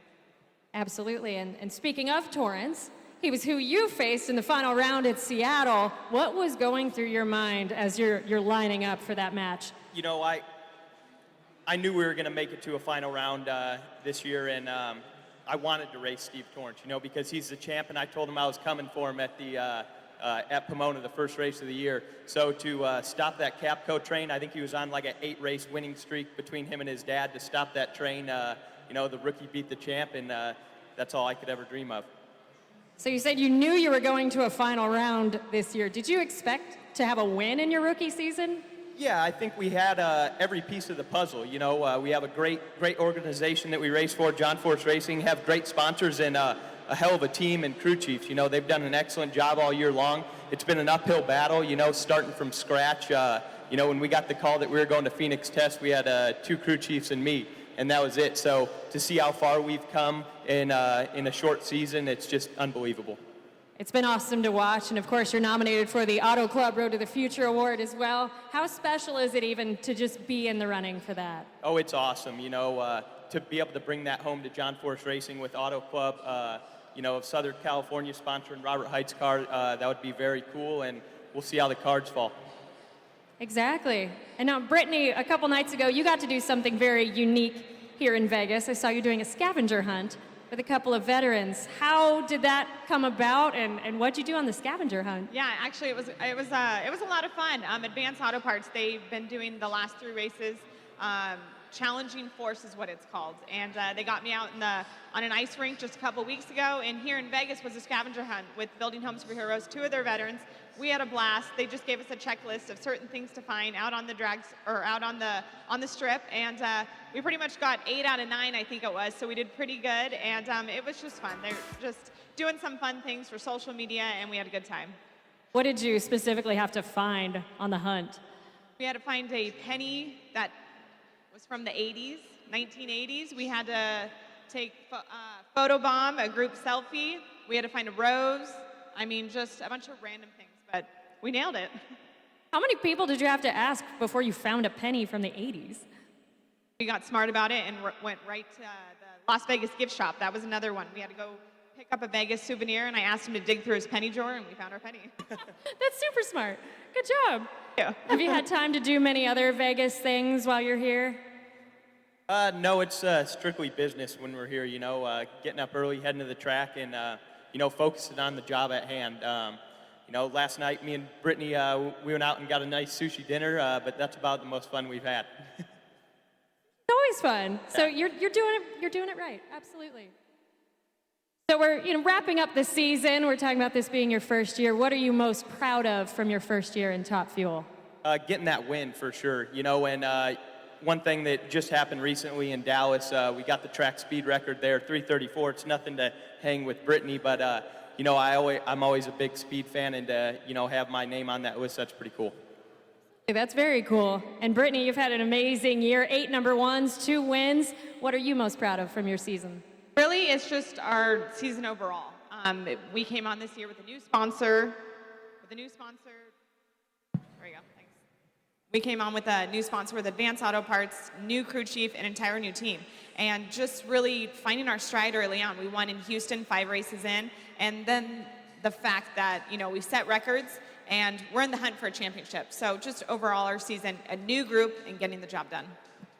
Absolutely. And so now, how do you both prepare for Pomona next weekend? Right now, you know, we still have a few more shows to do here at SEMA, and then we're getting on the road going home. But I'm going to be in that gym, and really, I wish we went straight to Pomona. I wish it started this weekend. It sucks having just to think about it all weekend long. I want to jump right in, get back in that car, and you know, get back with my Advanced Auto Parts team.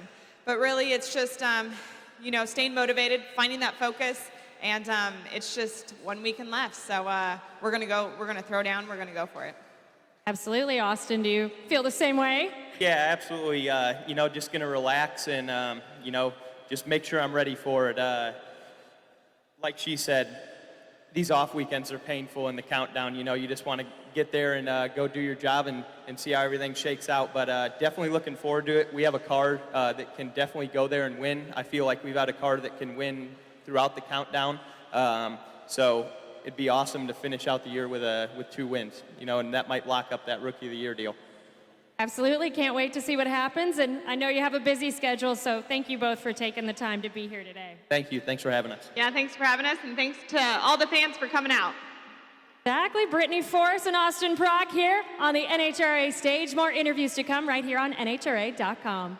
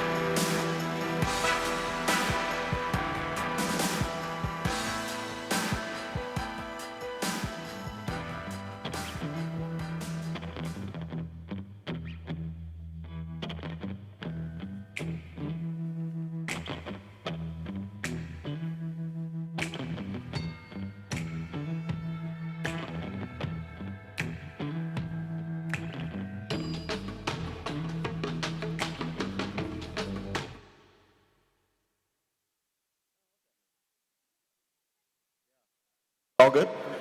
We're all good. Check that out. Welcome back to the NHRA stage here at SEMA. It's Wednesday here in beautiful Las Vegas. I'm Hannah Rickards, and I'm very excited to be joined by Tommy Johnson Jr. Thanks. Good afternoon. Good afternoon. How's Vegas treating you so far? It's been good. It's been great. It's just a big show. You know, it gets bigger every year, and enjoy it. It's good to see everybody and all the new stuff, and have some fun before we head out of town. Did you see anything really cool while walking around here? Everything's pretty cool. You know, all the cool cars. You know, it's really cool. We were talking. There's a lot of Jeeps out here this year. Looks like a lot of Jeeps, and yeah, just checking it out. Did a pass through pretty quick yesterday, and got to see everything. Did a little more today, so it's hard to see it all in a short period of time, but trying to do the best I can. Yeah, you honestly have to speed walk a little bit. Yeah, you got to speed walk quite a bit. You know, if you're going to see this show and get to all the halls and do all the aisles, it's hard to do it with everybody in the way. So you got to make sure you're going fast. Yes, if you see some speed walking, it's probably Tommy. Yeah, I was getting through it pretty good, fast as you can. Yeah, exactly. Like you said, it's hard to see everything, but good effort. All right. Yeah. So looking back at your career, you've driven a lot, like a wide variety of cars. How did you get your start though in racing? I mean, I grew up at the racetrack. My dad raced. I spent every Saturday at the local drag strip when I was a kid, and actually started when I was 8 years old, drag racing motorcycles. They didn't have junior dragsters back then, so started on mini bikes and then raced them until I was around 14. Started bracket racing, 71 big block Nova. Did some bracket racing and then into super gas. Did a couple years super gas, alcohol funny car, then the top fuel, then the funny car, and I've driven quite a few cars. I even had my pro stock license for a while. Drove a fuel dragster, you know. So there's probably not too many categories in the whole lineup of drag racing I haven't driven so far. Pro mod, I haven't done that yet, but not sure I want to at the point. Yeah. Really, you have no desire to get into pro mod? I do it. Yeah, I do it, but it's not a burning desire. But yeah, if I had the opportunity, I'd get one. Yeah, sure. Absolutely. Seat time is seat time. Yeah, I mean, it's all about going fast. I mean, I've done a little bit kind of, I mean, I had a legend car for a while and raced. I've had a dirt modified. I raced on the off weekends. So yeah, I've done a little bit of everything and enjoy it. Very nice. That's the whole point, is enjoying it, of course. And yeah, as you mentioned, your dad raced a lot. What did you learn from watching him that you've used in your career? My dad always told me there's more to driving the car than driving the car. You know, there's a whole bunch that goes with that. And, you know, in this world and the sponsorships and everything that goes with it, driving the car is probably the easiest part of everything. You know, that's what you know, it's kind of your specialty. You were able to do that.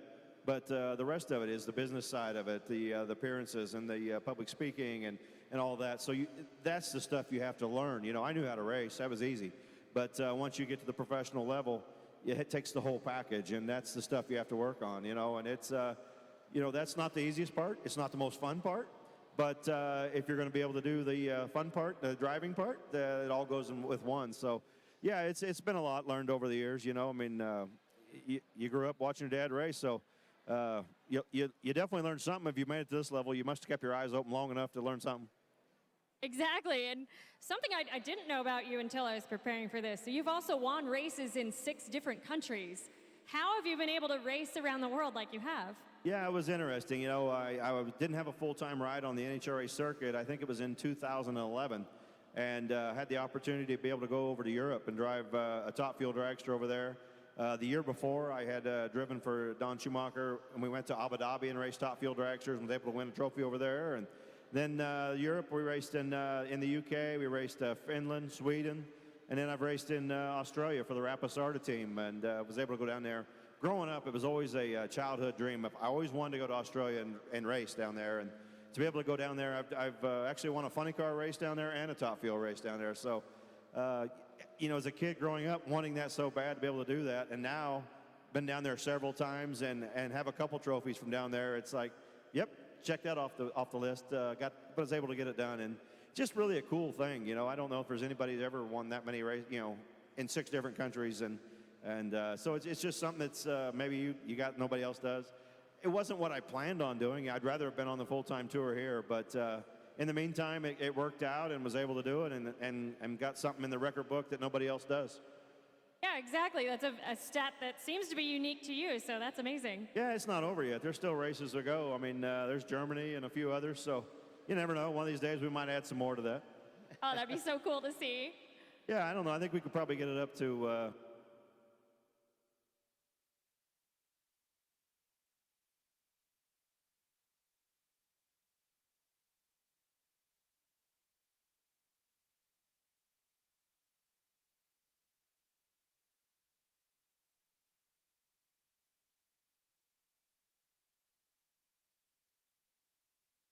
Doubt you will.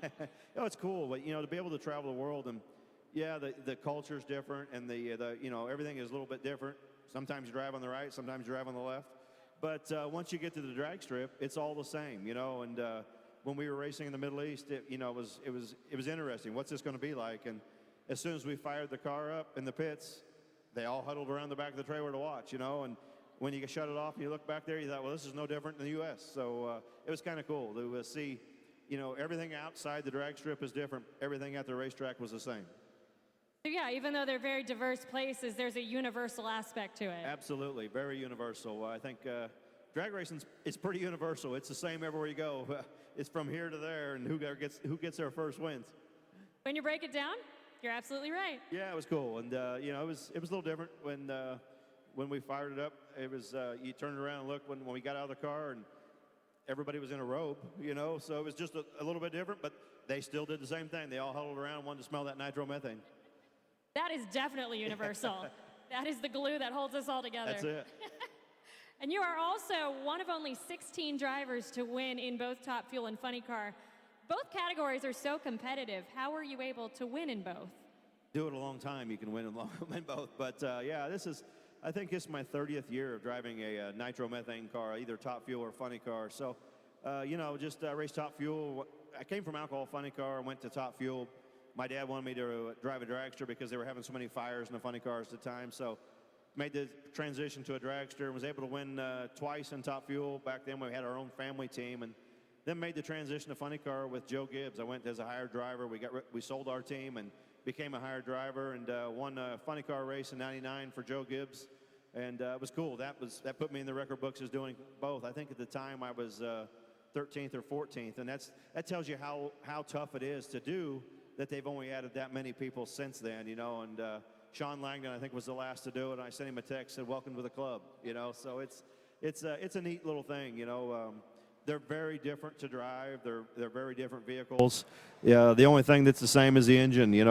Basically the same engine and clutch and power plant, but totally two different animals to drive. It's a night and day difference. And everybody always asks you, "What's your favorite? Do you like dragsters, Funny Car better?" Let me in, and if you give me a choice, I would probably pick a Funny Car. I like the challenge of it. It's you really have to drive a Funny Car. You feel the speed in a dragster so much more. You're closer to the ground. You feel the speed sensation, but you have got to use the steering wheel in a Funny Car. Everybody thinks we go straight in drag racing, and the last thing a Funny Car wants to do is go straight. So it's your job to make it go straight. Oh, that's weird. That's quite a beast to wrestle with. Yeah, I mean, it makes it fun. I mean, if it makes a good run in a Funny Car, you had something to do with it. But it was not going to do it on its own. You had to get it down there. We can't make them run any faster, but we can certainly slow them down. Yeah, definitely. But, man, you wrangled the beast in Denver. Congratulations on that win. What made that one so special for you? It's I ran there. I ran in Bandamere for years and years. I even ran the bracket finals when I was a kid, a teenager, and actually, my first year of doing national events in super gas category in 1984, I got runner-up to Sean Langdon's dad, Chad Langdon, at Denver, and went on to get runner-up in alcohol Funny Car, went on to get runner-up in Top Fuel, and been runner-up in Funny Car. And it's like, what's it take to win this race, And 35 years later, was able to finally put it in the winner's circle at Denver. So it was a long journey. It's a testament to never give up. It'll actually happen if you keep trying. So it meant a lot, the Bandamere family, such a great family and such a great facility, and kind of grew up at that track. I was a Division 5 racer as a sportsman, so that's a Division 5 track, and had a lot of success, just not the win, and to finally get it done. And I'd won the divisional race a few times, but never the national event. And 35 years later, finally got it to the winner's circle. Yes, it was so cool to see. And after that, you also said, this is the best season ever. What's made this the best season ever? Yeah, it was the best season ever until recently. You know, it was a great season. We actually have had a great season. We just really competitive, ran really good all season long, and unfortunately we got to the countdown, Indy time, and the wheels kind of fell off.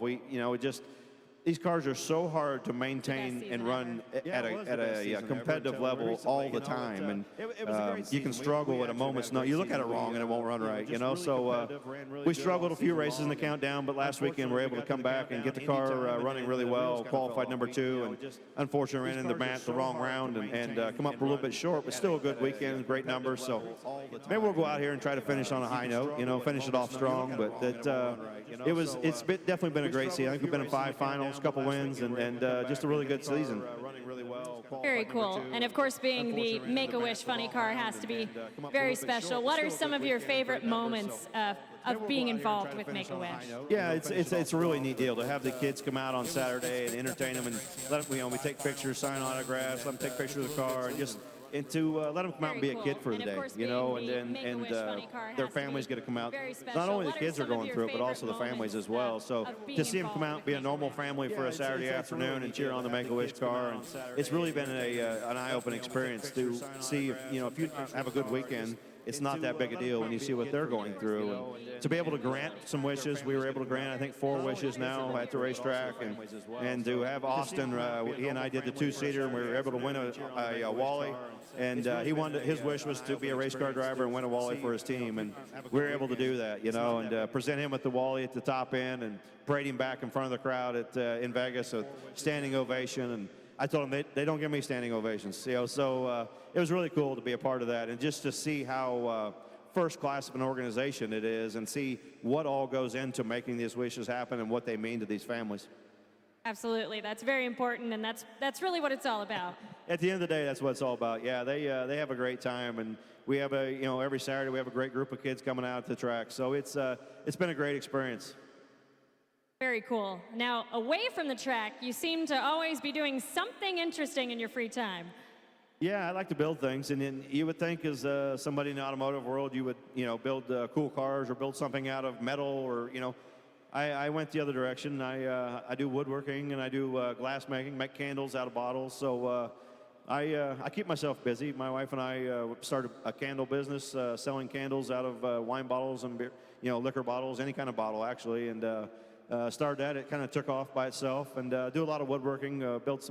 Built my bedroom furniture, built some stuff for my parents. So I've got a whole list of projects lined up for when the off season hits, and the candle business for Christmas is already picking up. So it's there really is no off season. It's just no travel season.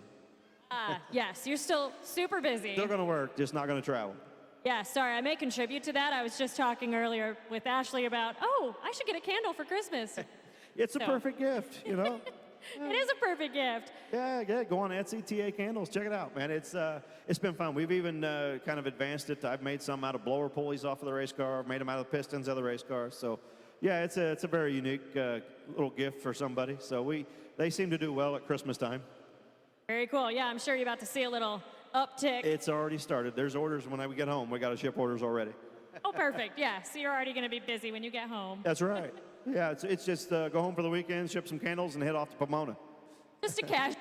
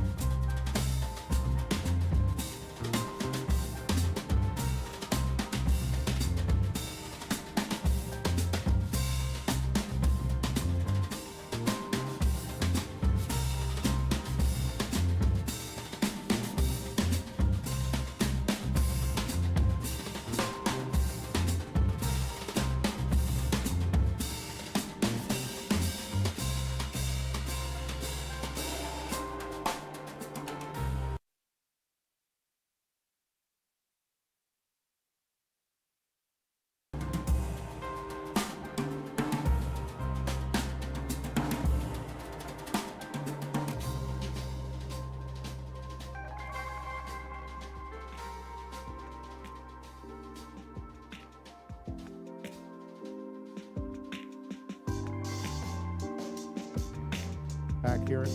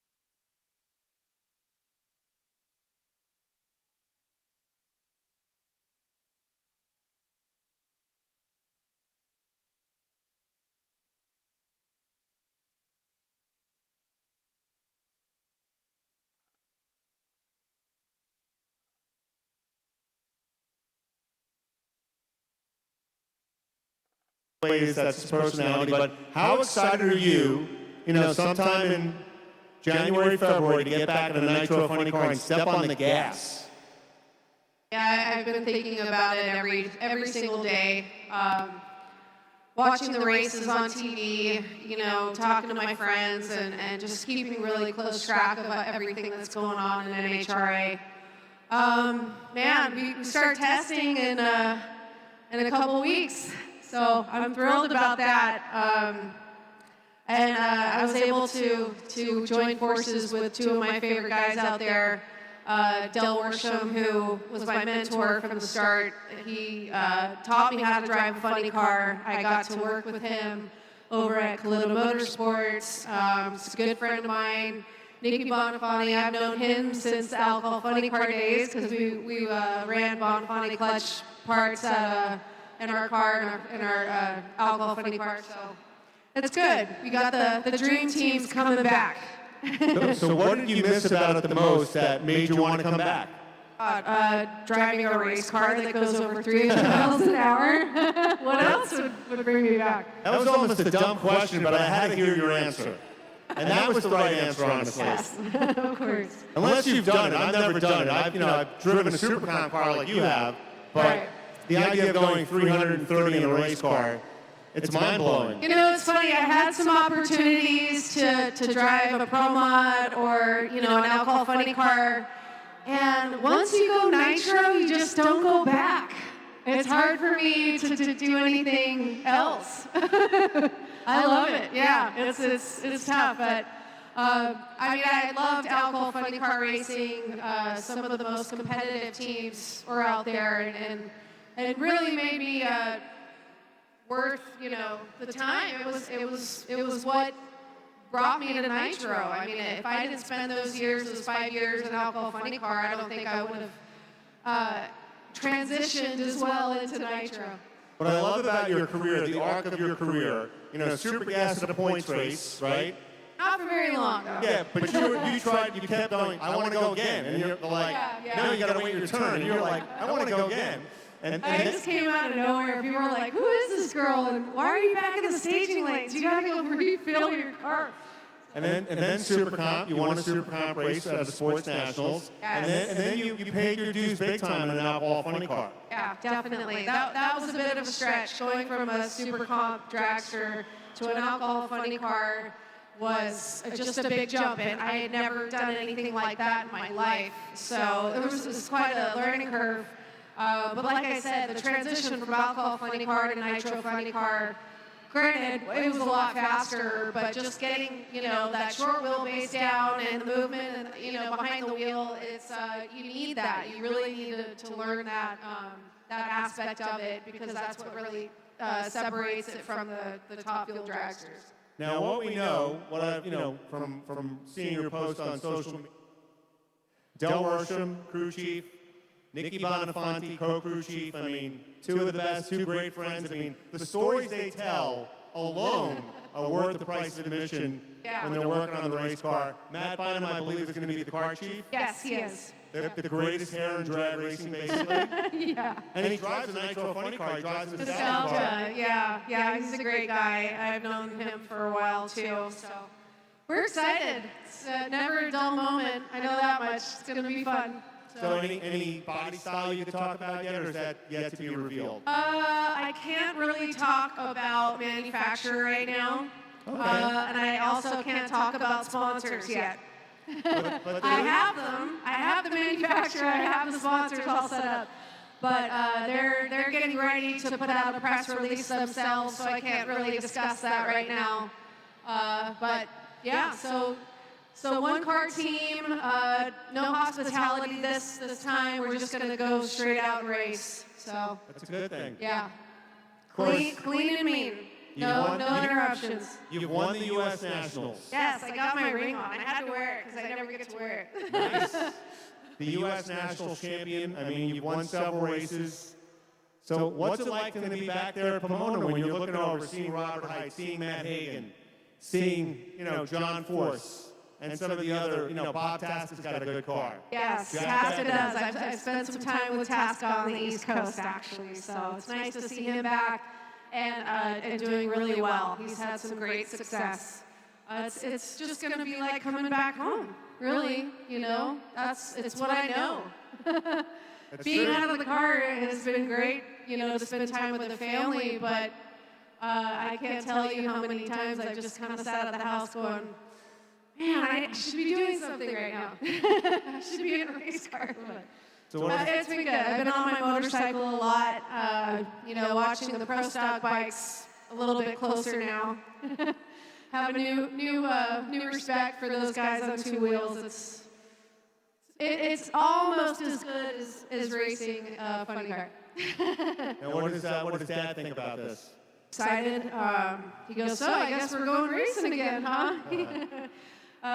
He was happy to have me home for a while. I got to spend some really good time with him and kind of more integrated in some of the family businesses. That's good. Now, is Bella excited that you're going to go racing, your daughter? She is. Good. Yeah, she was the first person that I talked to about it, because honestly, that's why I took the last 2 years off, was to be with her. It was a really pivotal moment in her teenage years where she was just starting to learn how to drive and all these things. So I felt like I needed to be there. If I had the opportunity to do it, which I did, I was going to be there, because I'm the one who brought her into the world. It's my responsibility to make sure that she turns out as good as possible. I'm going to do the best. At a certain point, she's got to take it from there. But she was so happy. She kind of overheard me talking on the phone to someone, and so she's thrilled. And she grew up out at the racetrack, so yeah, it's home for her too. So get to rekindle some new friendships, some old friendships, right? Yes, definitely. I wish Courtney was back out, but I got Britt out there. Hey, Courtney, listen to what she said. Yeah. Well, she's working on some stuff, so. It's all good.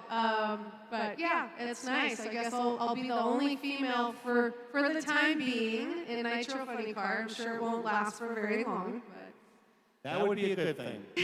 and think about the fact women now have won 150 races in the Mellow Yellow Drag Racing Series. yes, that was exciting last weekend, or this last weekend in Vegas, to see Erica and Leah go up there on stage and win it together. So yeah, I'm proud of those girls. They've done an incredible job, carrying the torch for females in motorsports too.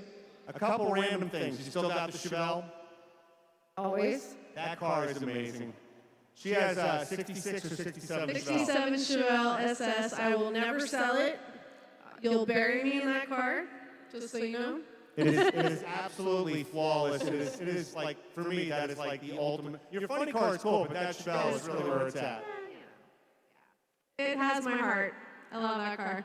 And you spent some time in Rhode Island. That's where your family has a place. And Yes. Now we have a place. Texas gets real hot in the summer, so as soon as the kids get out of school, we kind of head out there and trying to get Jesse built a shop out there so he can take some of his work out and spend more time on the East Coast. We've got family out there, and it's been nice. Got our dog back. We lost her for a month, but we got her back, so that's good too. That was an amazing story about the dog. Yeah. Oh, incredible. Really. The police officer found the dog, right? Disney could make a movie out of it, I swear. Yeah, it could. Absolutely. Well, I can't say enough about the fans being so excited to have you back. I am thrilled. Our goal someday is to actually snowboard together, right? Right. We got to shred once. Hey, well, hell, we can get NHRA to film it then. Yeah, we can do a bit. It's a good excuse. Exactly. Come on out. I've surfed with Jack Beckman and I've surfed with Jeff Deal, and it'd be kind of fun. So, Alexis, it was a shocker, but when I heard it, I'm like, yeah, I see it. Didn't think I was going to come back. No, it wasn't that you weren't going to come back. I thought you'd be back in another 2 or 3 years, like 4 years total. So you beat everybody to the punch. No time like the present. Well, we're thrilled. We could not be more excited. Thank you. I'm excited too. You've been a great friend. And little question, I haven't paid for shampoo in about 10 years. Is that still on the program? Yes, it is. Thank you. Yes, it is. I appreciate that. We'll see her at Pomona in 2020. She'll start testing in January with Del Worsham and Nick Bonafonte. U.S. Nationals Funny Car winner, Super Comp winner, Outlaw Funny Car winner. The only person who can say that, by the way, in drag racing. Yes, the only driver, not female.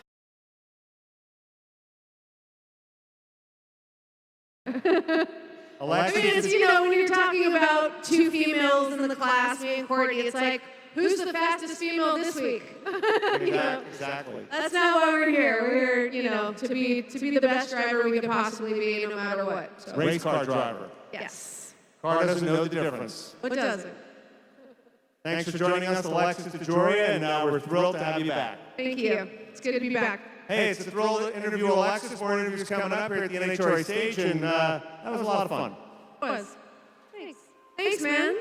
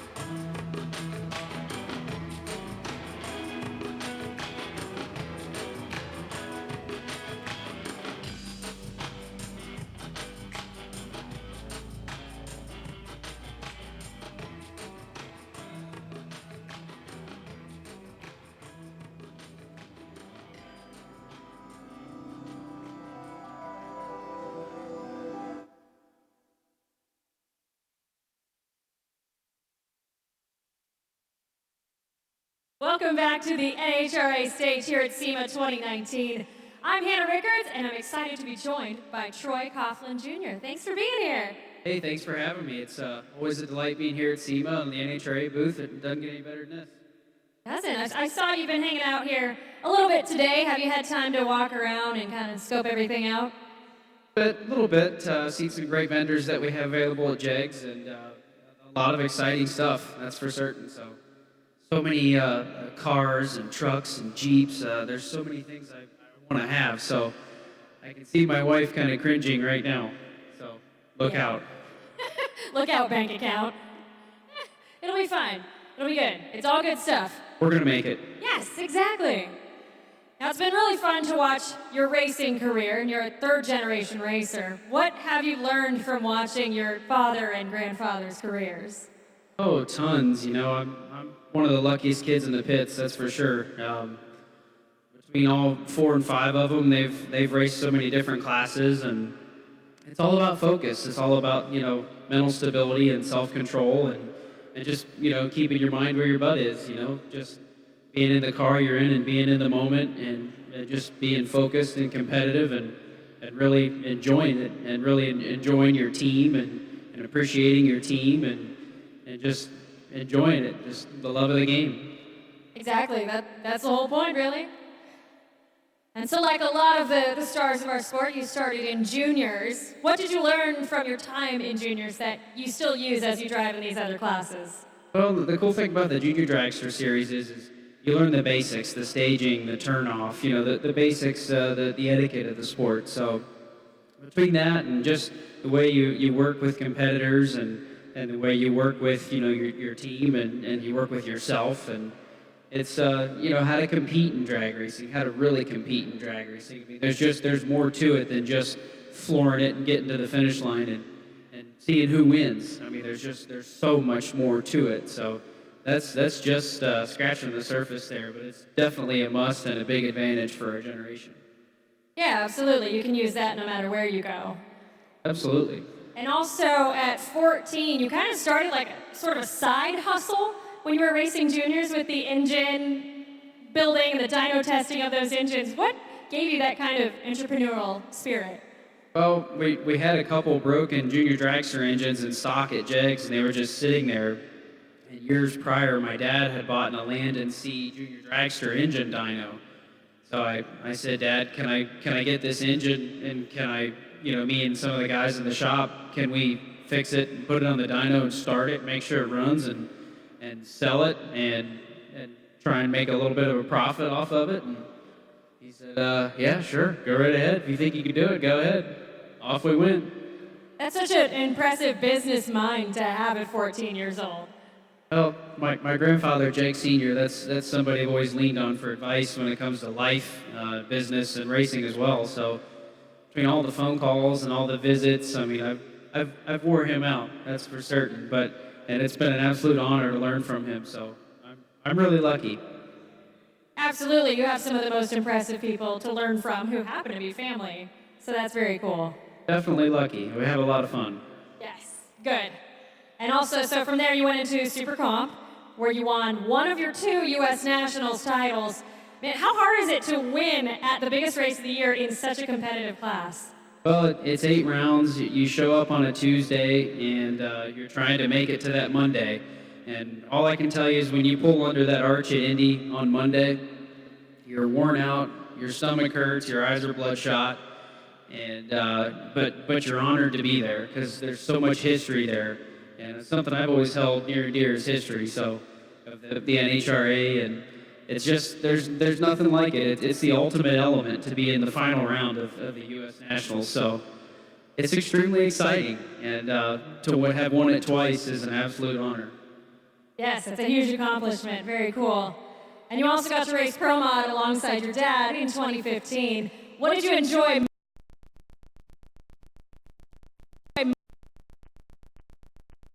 Cars at about 300 feet, the left tire just kind of perks up and almost takes off again, and they've gotten so much more power now.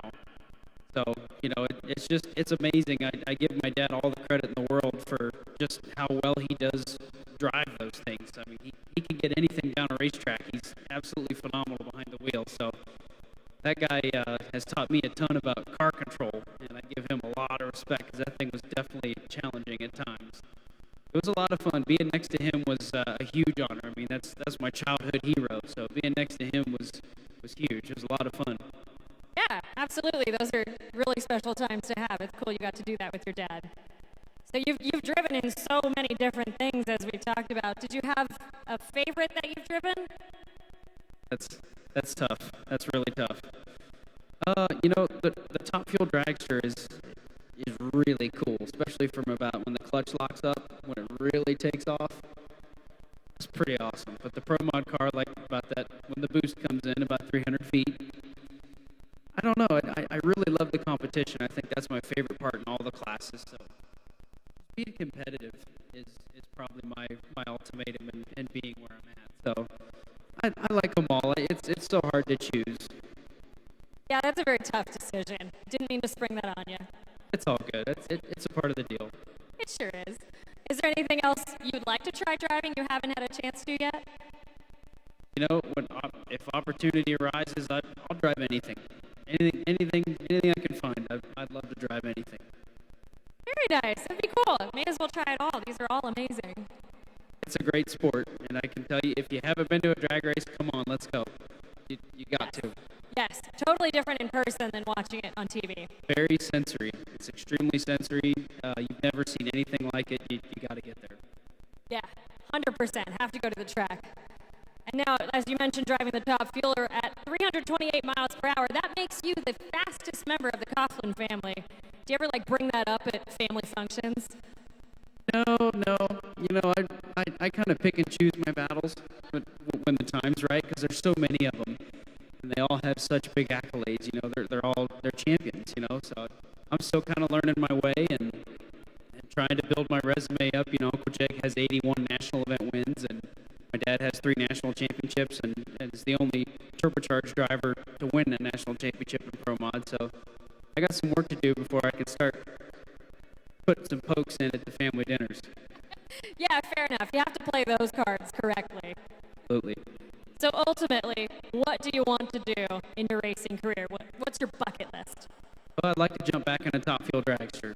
And I think I just want to get in there and be competitive and continue to learn. And there's a lot to learn, and I want to put the work in with the between the fitness and the hours of between watching runs and just studying the sport, learning the sport, and just continuing, because there's no ceiling for knowledge. You know, you're never going to stop learning. The minute you stop learning, you should be done. Exactly. That's a very good point. So I'm sure you have a lot going on today. What's your next stop in here? We're just going to go back in the show and follow up with some more vendors, and hopefully everybody's happy. Yes, definitely. That's the goal. Well, thanks for taking time out of your busy schedule to be here. We definitely appreciate it. I greatly appreciate the opportunity. Troy Coughlin Jr. here in the NHRA display. More interviews coming right here on NHRA.com.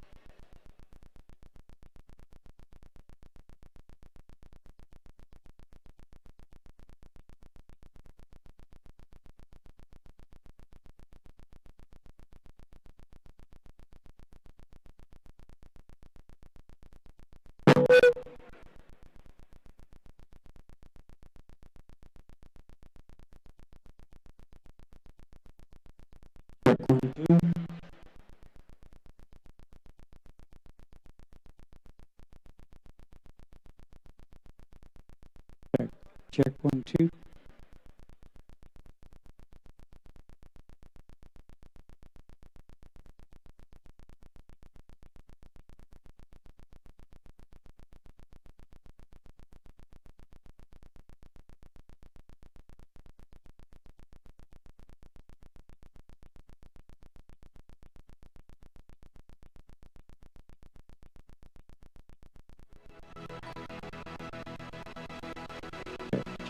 Check. Check 1, 2.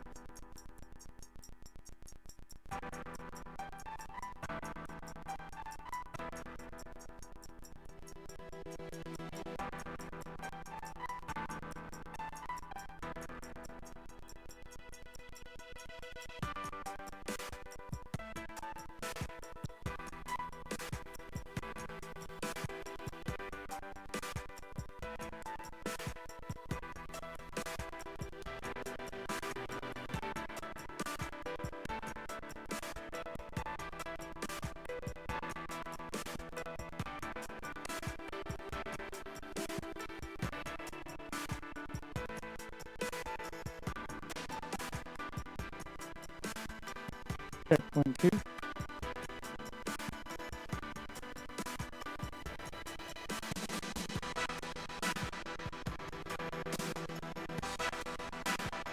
Okay.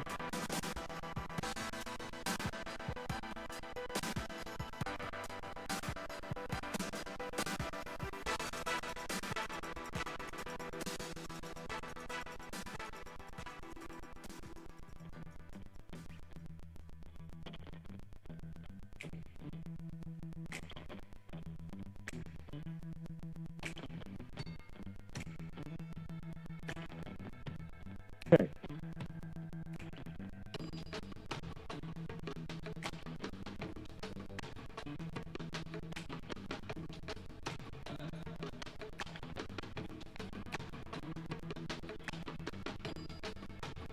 Check 1, 2. Mic check 1, 2. Check. Check. Check 1, 2.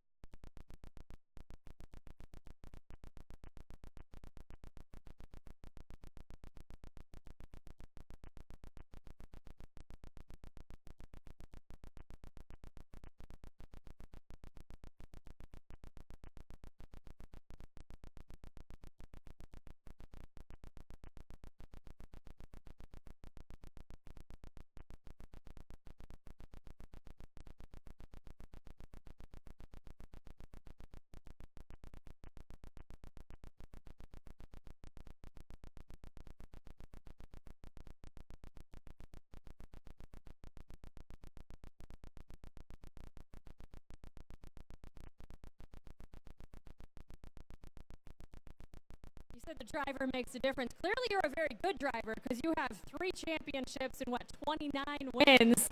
What do you like so much about driving that Thunder car? After actually through this point, it's actually 35. But who's counting, right? Really? That's updated since I looked online.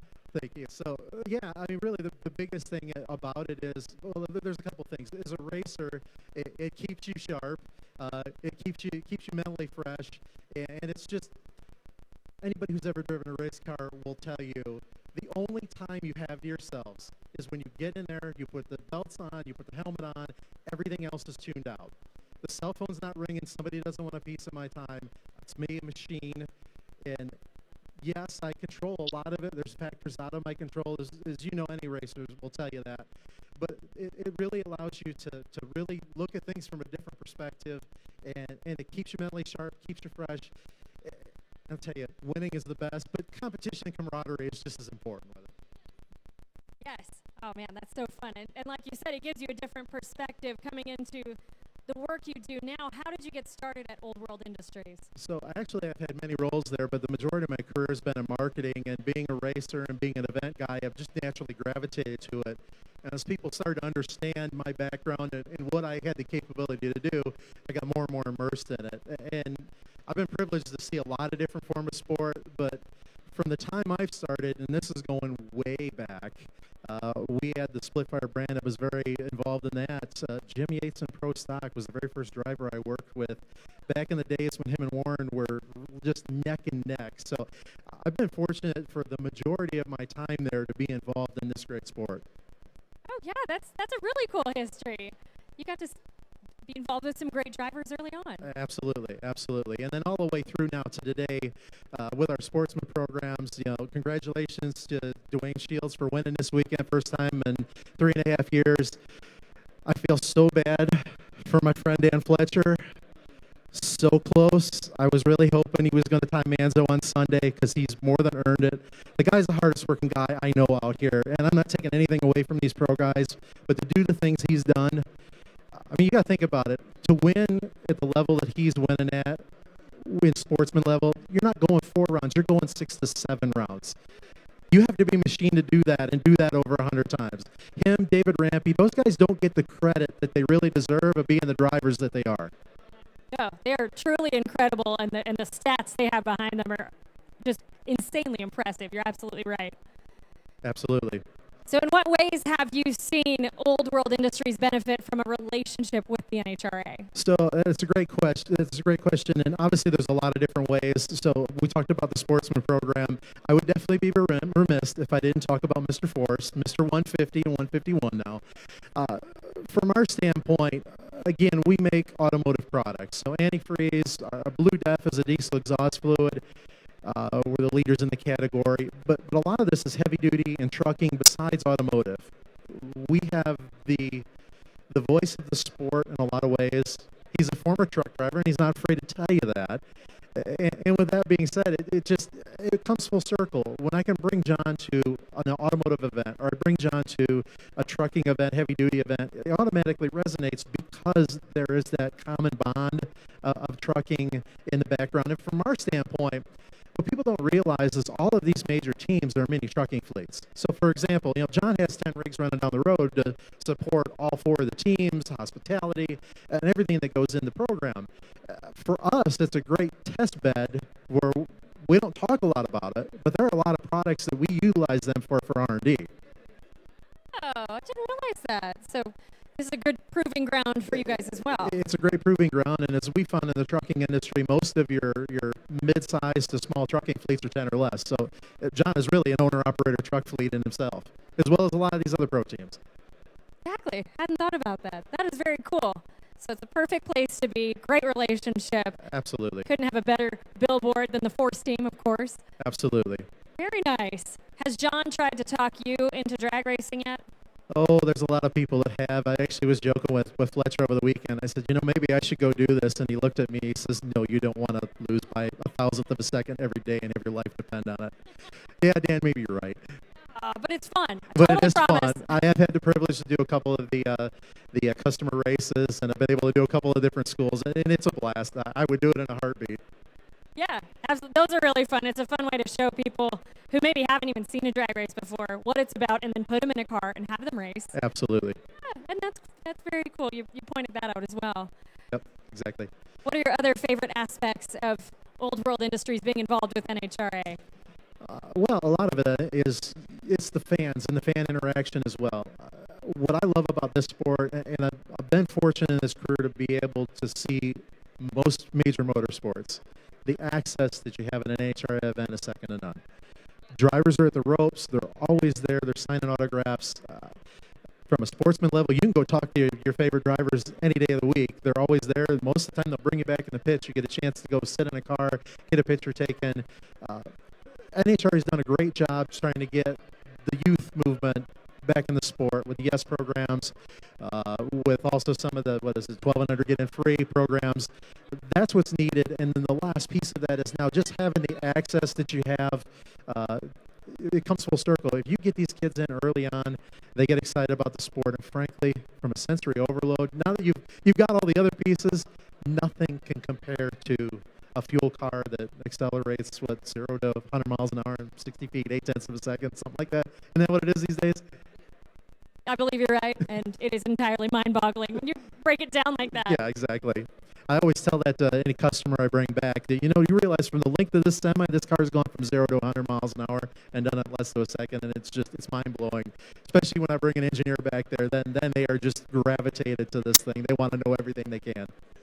Yeah, well, that's awesome of you to introduce them to the sport and tell them all those really cool things.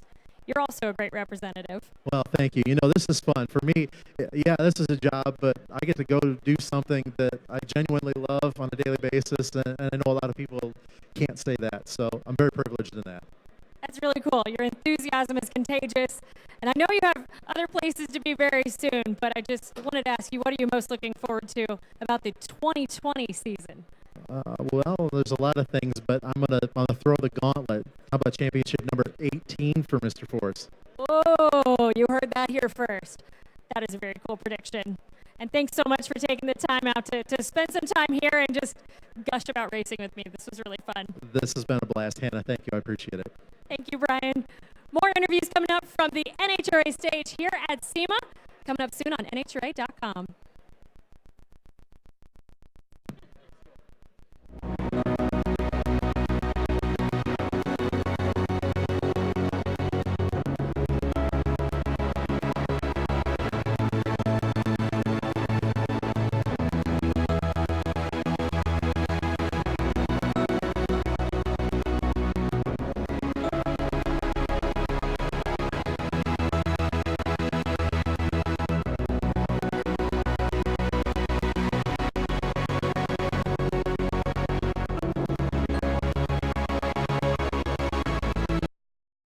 Do any of it without every single person that is involved in our race program.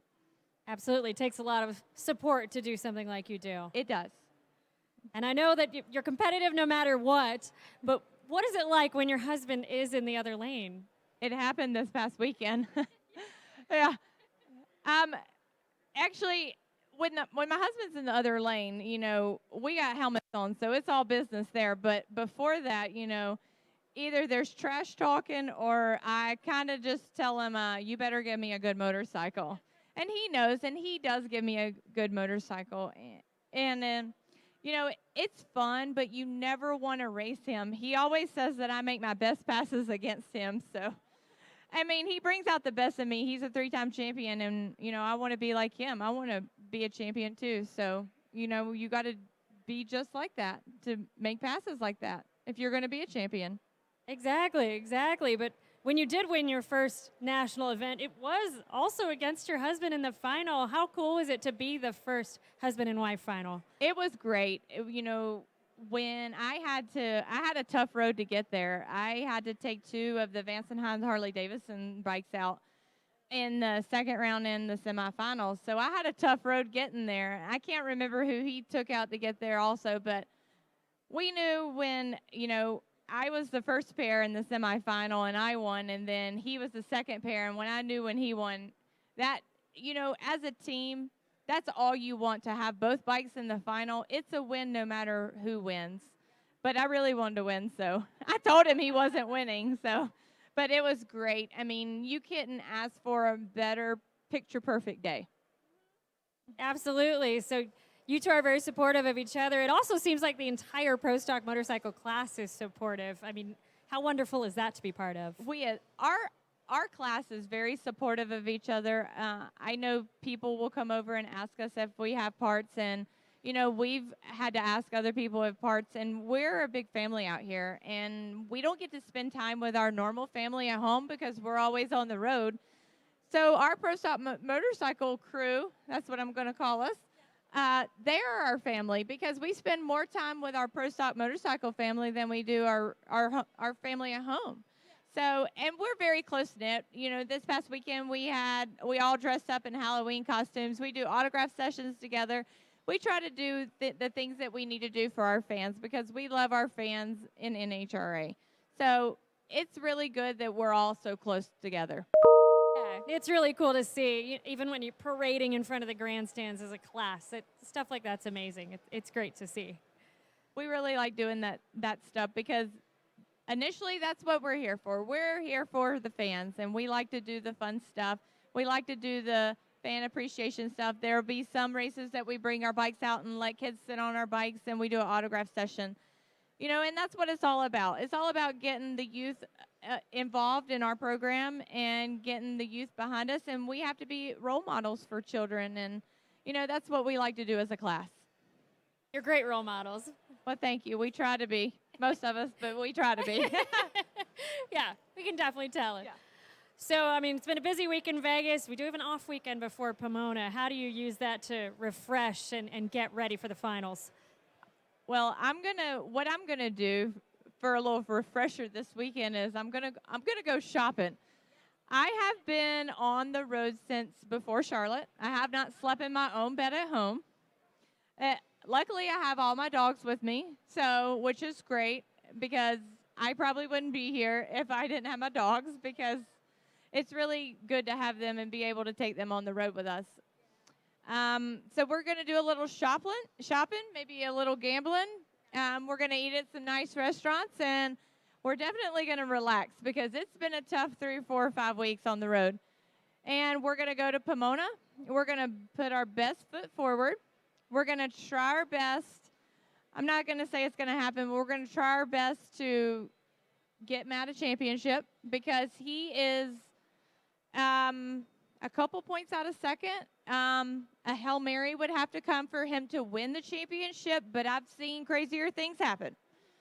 So we're going to, I think we're going to turn it on Tuesday, and it's going to be, we're going to put our head down, and we're going to try to get a championship for this team. I'm not going to promise it's going to happen, but we're going to try. Oh, can't wait to see. It's sure to be exciting, and I know it's been busy for you, so thanks for taking time to be here today. Absolutely, and thank you for everybody that supports us. Denso, they are in the Apex Center in booth 2226. If you get a moment, go over there, check them out. There's actually 2 of me over there. There's a cutout of me, a life size. It's 5'4", just like I am. Looks just like me, and it's over there. So you can go over there and take a picture, and our bikes are over there too. That's very cool. Yes, definitely. If you're here, make sure to go check that out. And thank you so much, Angie Smith. Thank you. More interviews coming up from the NHRA stage on NHRA.com. Yeah, I did. It is funny.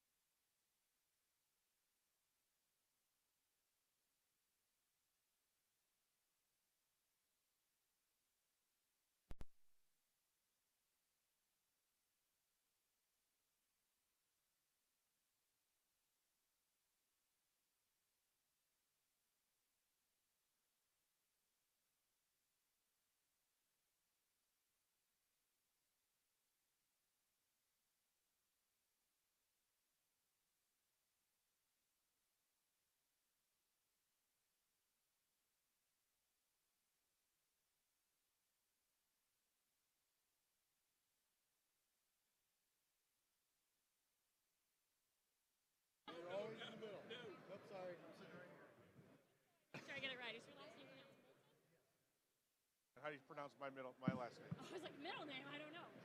Kundrick. Very good. Middle name, I don't know. I'm going to make something up. We can be very candid. Eugene? William. I even did my hair today. Maybe too. I washed it. I washed my hair. I usually wear a hat. Like people come in the booth, and they're like, yeah, look around, and here I am. I wear a hat. Literally 300 and whatever, 62 days out of the year.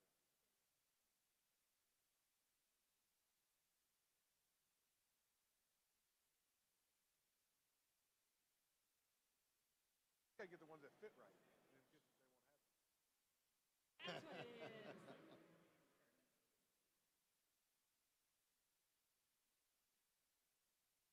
Green. You're green? Green means green's go. good, right? Yep, Green yep. is good. Go Welcome, on green. go on yellow in this series. All but, right, there you go. But welcome back to the NHRA stage here at SEMA. As you can tell, we're already having fun. I'm joined by Tom Kundrick and Jason Moulton from Mickey Thompson Tires. How are you guys doing? Great today. Yep, having a great show. Absolutely wonderful. You definitely came in here seeming like you're having a wonderful time.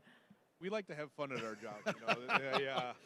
And Mickey Thompson, they allow us to, you know.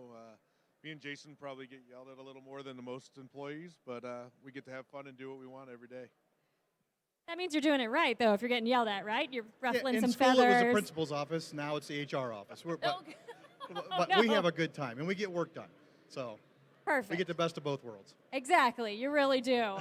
And you get to be here surrounded by awesome cars. Are you both into motorsports?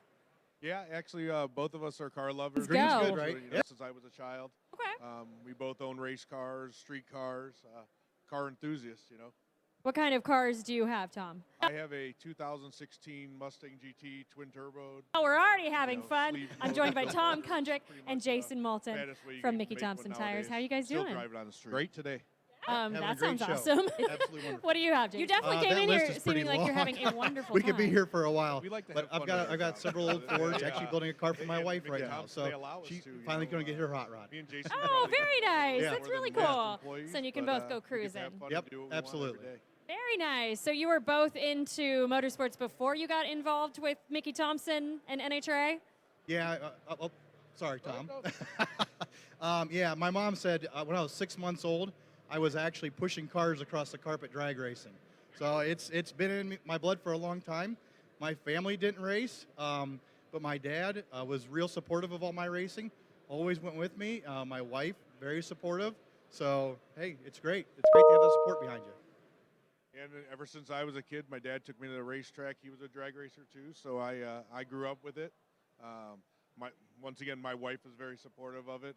My mother growing up was not very supportive of us drag racing. Yeah. And, you know, today she is supportive, and, you know, I get to do the job that I love. You know, this is what I always wanted to do. Work in the industry, help develop products, you know, and try to be the best we can.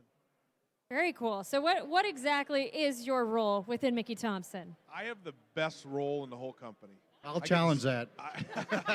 I get to spend a lot of money. I am the motorsports manager. So all motorsports in the company somehow comes across my desk, whether it's drag racing, off-road racing, rock bouncing, you name it. We get into everything nowadays.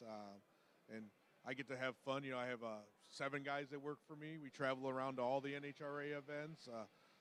Anything small tire racing, off-road Lucas Oil events. We do the short course stuff there. And once again, rock bouncing, we take semis, sell tires, deal with the racers, and, you know, get to have fun at the same time. Sounds awesome, but you were challenging for coolest role at the company. What's I was, yours? really. You know, I get to be behind the curtain a little bit, so I do all the R&D for the race side. So that's a fantastic job because of our competitive nature. Coming from drag racing has kind of allowed us to get into jobs that allow us to continue that through our efforts. So we get to do a lot of testing. Again, when I usually show up at the racetrack, people scratch their head because there's something going on. But it allows us to get out of the box and get innovative, which is, you know, that kind of drove Mickey, and that drives us today. Exactly. That's very cool. Wow, I got really loud all of a sudden. I didn't mean to yell at you guys. We're used to it. Wow. Yeah, I'm part of the choir, I guess. That's all good. Yeah, wow, that was booming and very surprising. So in what ways have you seen Mickey Thompson benefit from an NHRA relationship? Growth. We've come back. We've made a lot of friends, and that's the way I look at it. Is we make our racers and we're friends. Come out here, make the best product we can, treat everybody with respect, bring out the best product we can. NHRA gives us that platform. There's a lot of great racers here. We make family, and I think that's how our company benefits. Well, one of the ways that, one of the proud moments we had just yesterday at SEMA is Dodge introduced a new drag pack. So, and we have product on that car. So, again, tying with the NHRA, tying in with Dodge, great partnership. A couple years ago we did it with Ford. Now we're on the Dodge Challenger. It's very exciting. That is very exciting. That's awesome news. Yep. And at the track, you're involved with some really cool things. First of all, Top Fuel Harley. How awesome is it to be involved with that class? Oh, yeah.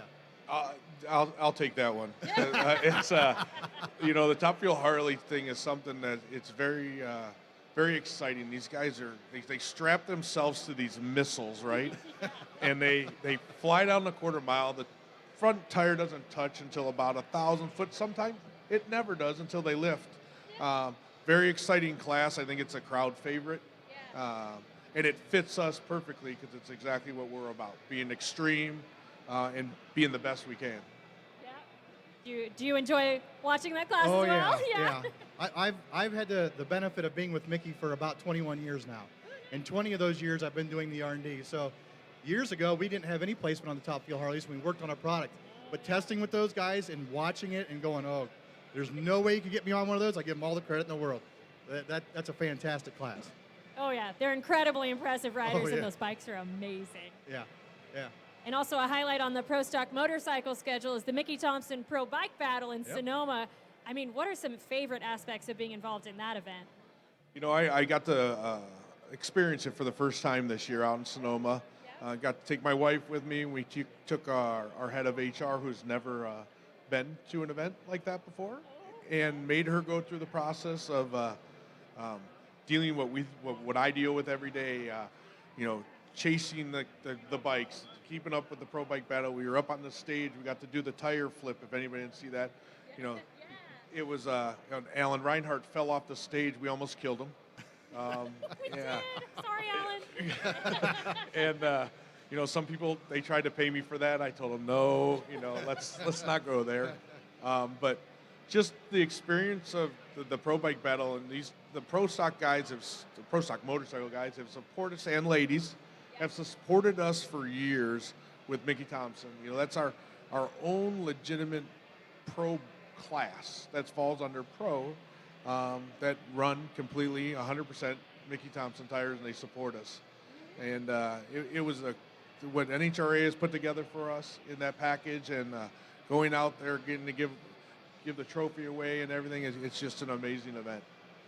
Yeah, it really is, and there's a lot of fan involvement too with the autograph session and lots of people at your display. What did you see from that side as far as fan involvement?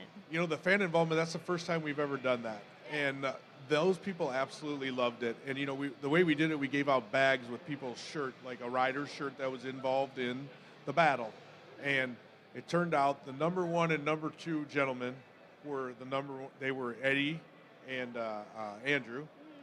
And in the end there, those two were the first 2 guys in line. We had no idea. We mixed all these bags up. And, even there was somebody 30th in line that got a bag, and they ended up being part of it. And they all loved it. The guy, gentleman that won, he wrote an email at the end how much he'd never been to an NHRA race. Him and his brother were number 1 and number 2, never been there, first 2 in line, and absolutely loved it. They're bringing back their whole family. So anytime we can contribute to get people to come out to the NHRA and enjoy what you all do and what we do every day, it's a win for everybody. Oh, that's so cool. I'm glad they had the best experience. Those are the stories that are so fun to hear. And also at Indy, you did an in-car camera with Bo and Randy Lynn, right? Yes. Was that your idea? Me and Jeff came up with some stuff. Randy Lynn is very boisterous. She is a very good friend of mine. So is Bo. Love them both. And Randy Lynn speaks very highly for the sportsman class. And here at Mickey Thompson, we're a sportsman-driven company. We love to deal with the sportsman racer. I think that's where we thrive. And Randy Lynn came up with, hey, I want to do something with a Sportsman. Jeff and me talked about doing the whole in-car camera and the bow nose deal and all that stuff. And they went above and beyond for us with footage, and we got a lot of good stuff posted on NHRA, and we got a lot of good comments out of that, a lot of good stuff. That's awesome. You guys really do seem like you're having the most fun. What else are you working on that is really exciting to you? Well, see, that's the hard part. I can't really talk about much that I'm working on because it's all, they call me top secret around the office. There's people inside the office that don't even know what we're working on. But the great thing is we are working on products, and I will say we're working on some stuff for the Pro Stock motorcycle guys. So, well, even though we have the class and everybody runs our product, there's always an opportunity to make things better. And I'm a tinkerer. I like to change things. I don't like things to stay the same. So, hey, let's see if we can make something better. It's time for the Pro Stock motorcycle guys to get something a little different. So there's a little peek behind the curtain, maybe? It was like here's a little carrot. There we go. We'll call it a carrot. Very nice. What about you, Tom?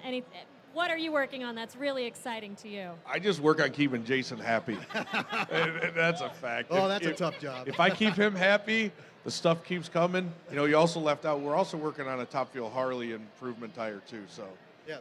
We're That's constantly why I don't tell evolving. anybody anything. He lets them all out, and no, it's good.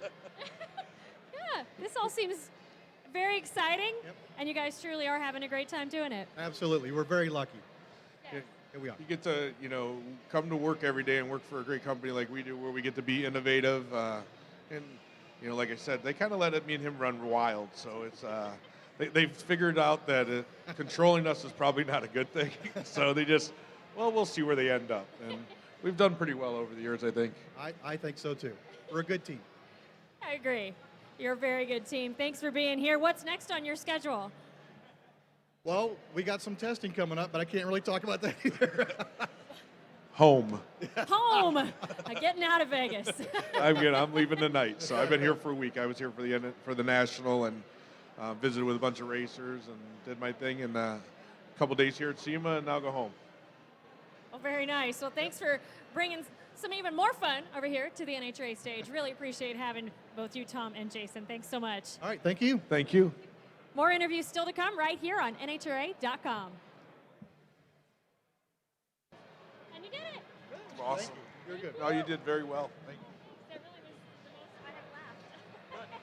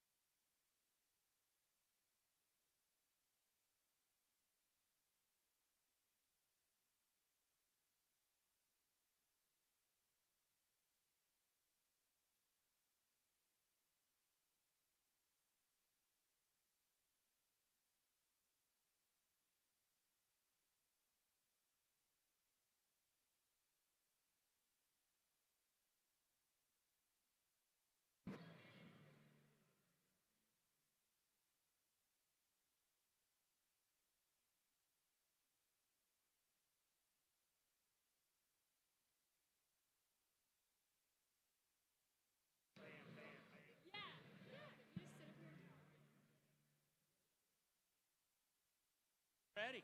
I'm ready.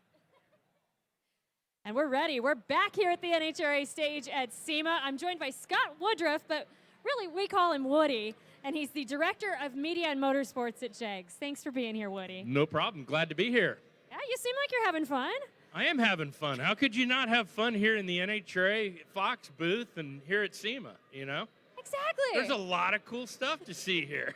There's so much cool stuff that the real challenge is seeing everything, which I don't know if you can. Have you tried?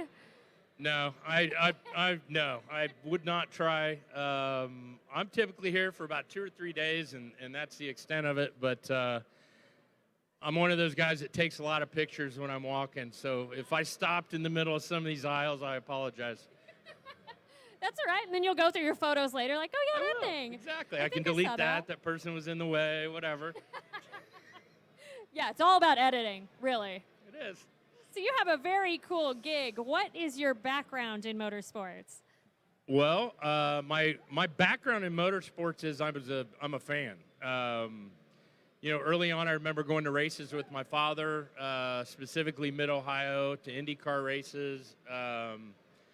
You know, with a Coleman cooler and a hibachi grill and a big blanket, and sit there on the hill and watch Indy cars and Can-Am cars.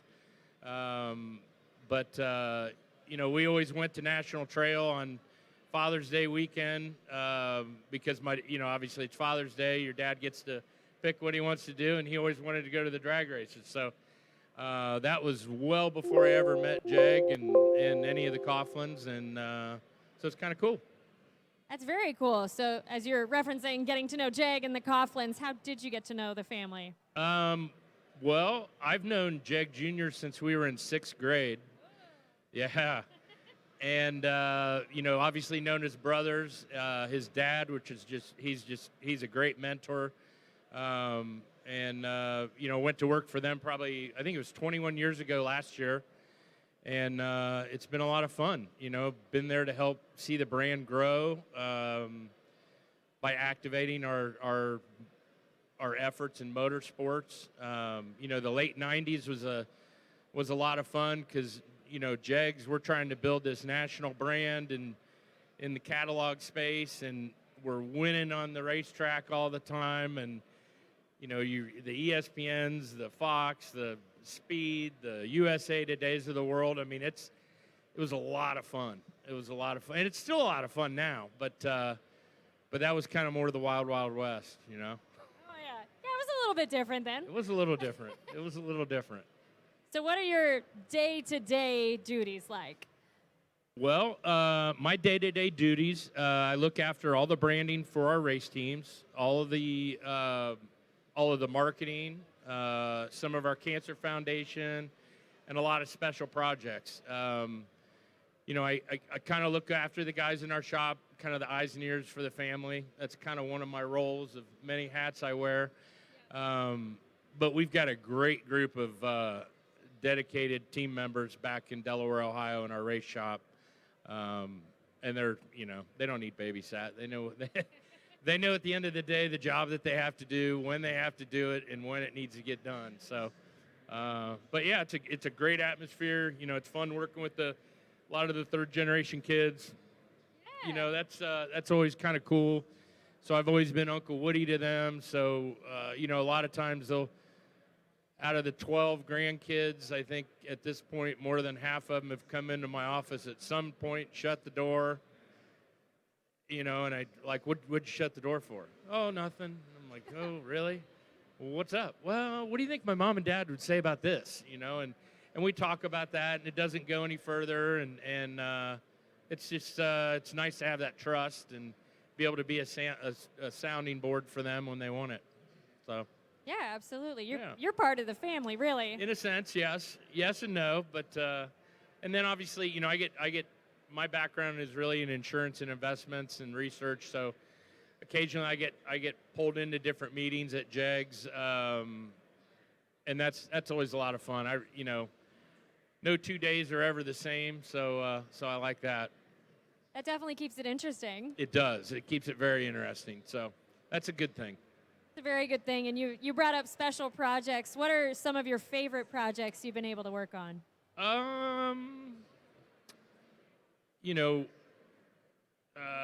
I'd say about 10 years ago, well, next year, Jegs will celebrate our 60th anniversary, which that'll be super exciting. But 10 years ago, when we celebrated our 50, I put together these 50 moments of Jegs.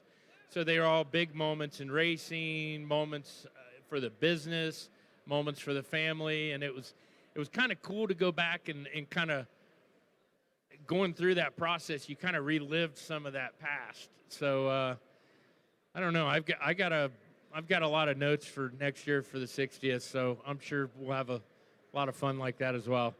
Oh yeah, and that's cool to go back through your favorite Jegs moments. What are some of your personal favorite moments? You know, probably I don't know what year it was because I'm terrible at remembering that stuff. But when Jeg won the Hemi shootout at Indy, you know, they ran the final at the U.S. Nationals in between Funny Car and Top Fuel. I think it was Friday night or Saturday night. I can't remember which. And just to see, you know, when Jeg left the line, wheels up, big wheelie, just all the tons of legends of the sport sitting there on the wall. And I mean, it's one of those moments I've told him that, like, if I could do anything to reverse something, like, not that I want to drive a race car, but I would for him, you know. But I think it would be really cool that if he would have seen that, you know. You just saw just picture flashes and just, it was cool. It was really cool. And then obviously he got the win and it was on. We had a good time that night. I can only imagine. Yeah, we have a good time, period. But and that, you know, that a big part of the business, Jegs, is servicing our customers worldwide. You know, we do about 15% of our business is racing related, and the other 85 is street performance. So if you want your vehicle to look better, perform better, you know, we're your source. So you order by 11 p.m. and it goes out same day. And our guys really, you know, meaning the family and our management team, you know, we're very heavily involved in racing. We know when somebody wants a part, needs a part, they need it now. So we try and figure out the best way to get it to them as quick as we can. That's very true. I do have to admit, I stay with my family when I'm here, and I was a little cold the other night, and my dad busted out this Jegs heater fan and pointed it right at me. Nice. And that was the best thing in the world, so thank you to Jegs. Perfect. Keeping me warm in Vegas. And you say that with a smile, so that's a good thing. It's true. It's just funny. That popped into my head like, oh, yeah, that Jegs heater fan was solid. It's that iconic yellow and black, right? Exactly, which is funny because not to internet stalk you, but I did look at your LinkedIn profile. Uh-oh. And you said your job was to paint the world yellow and black. It is, basically. So what's your favorite part about being able to do that? Oh, I guess really just having the trust of the family and the trust of the brand and the trust of our associates at Jegs. You know, we've got roughly 400 associates back in Delaware, Ohio. And they're enthusiasts, whether they're in the warehouse, whether they're in accounting, whether they're in purchasing, you know, whether they're in our private label division or they're answering the phones, you know, tech sales. It's really cool. I mean, it's the culture of the business is just, it's something most companies would just dream to have.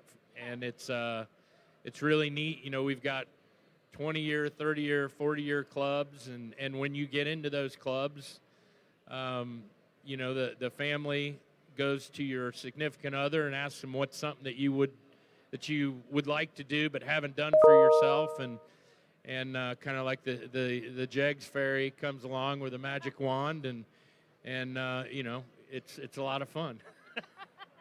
Anything involving a Jegs fairy sounds amazing. I think it's good. It is a yellow and black little wand, but you know, outside of that, I've only seen it a couple times. It's locked up, but.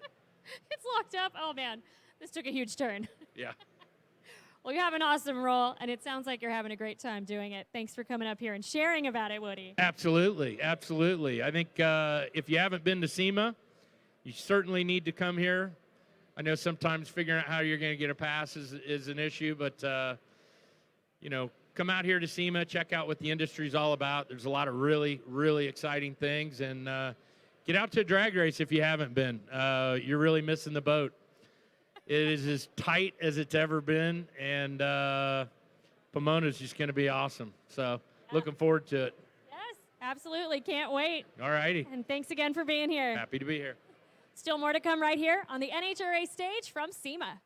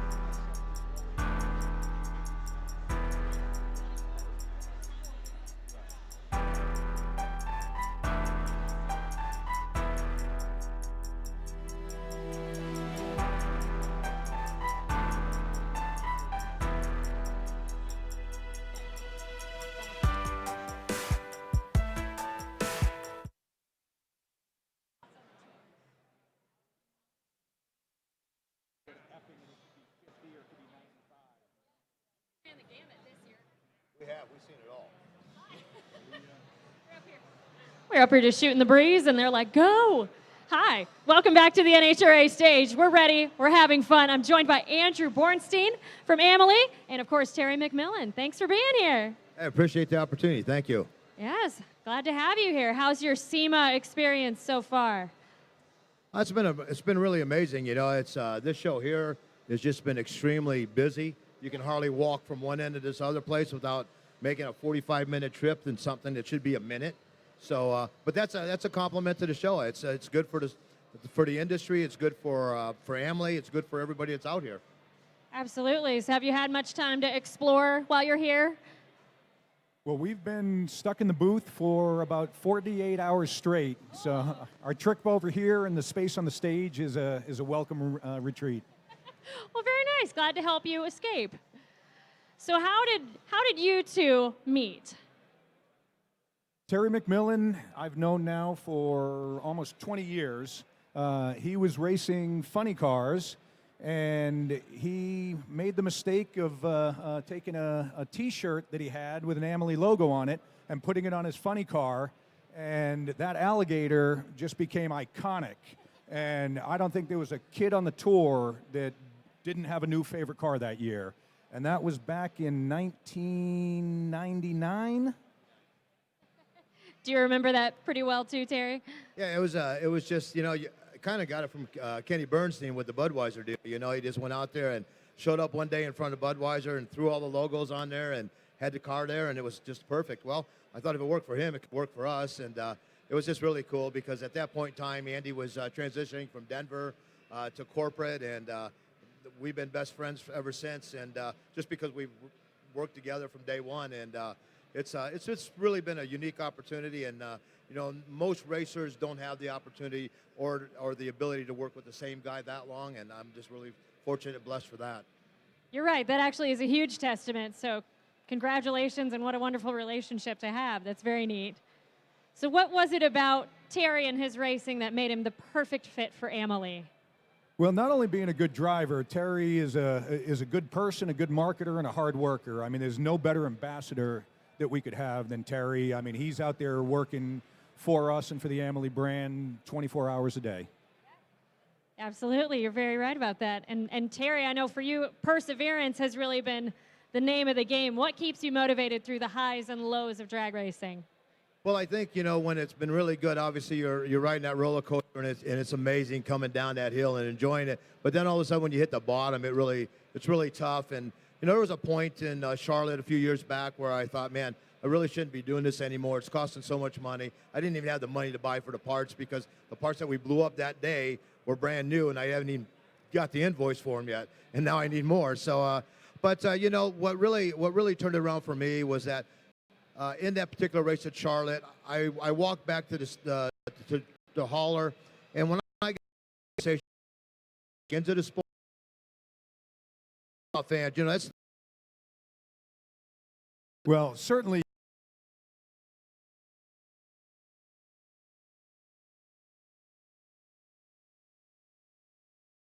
And then we come into the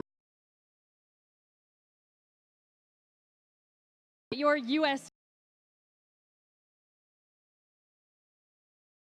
very busy. family for everything, and it's good. And Now, thanks so much for everything. So much. Oh, big, so glad.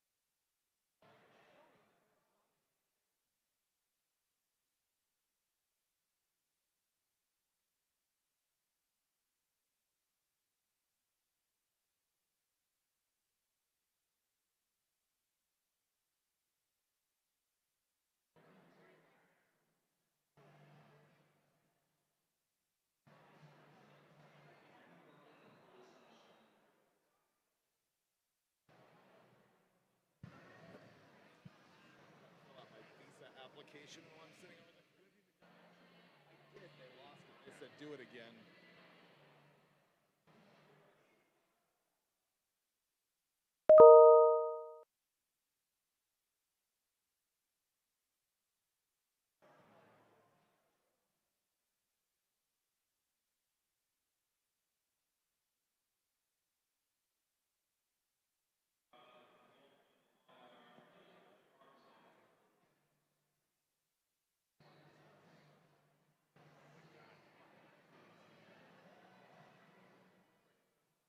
Mud, barbed wire, all that stuff.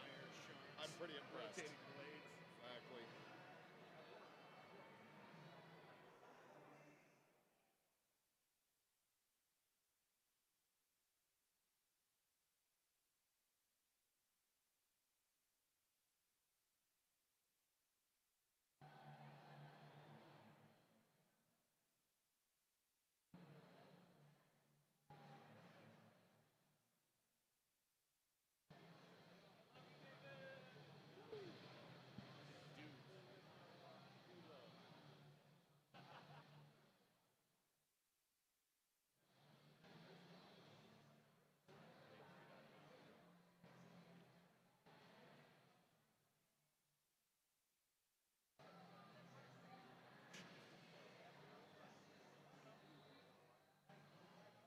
Well, I think they also record at the office.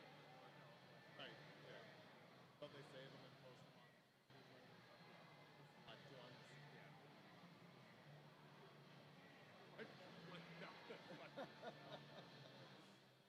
There's no money attached. Hey, David. What's up, bud? Hey, how's it going? Good. How you doing, man? Good, just good. Have fun. I'll see you soon. See ya.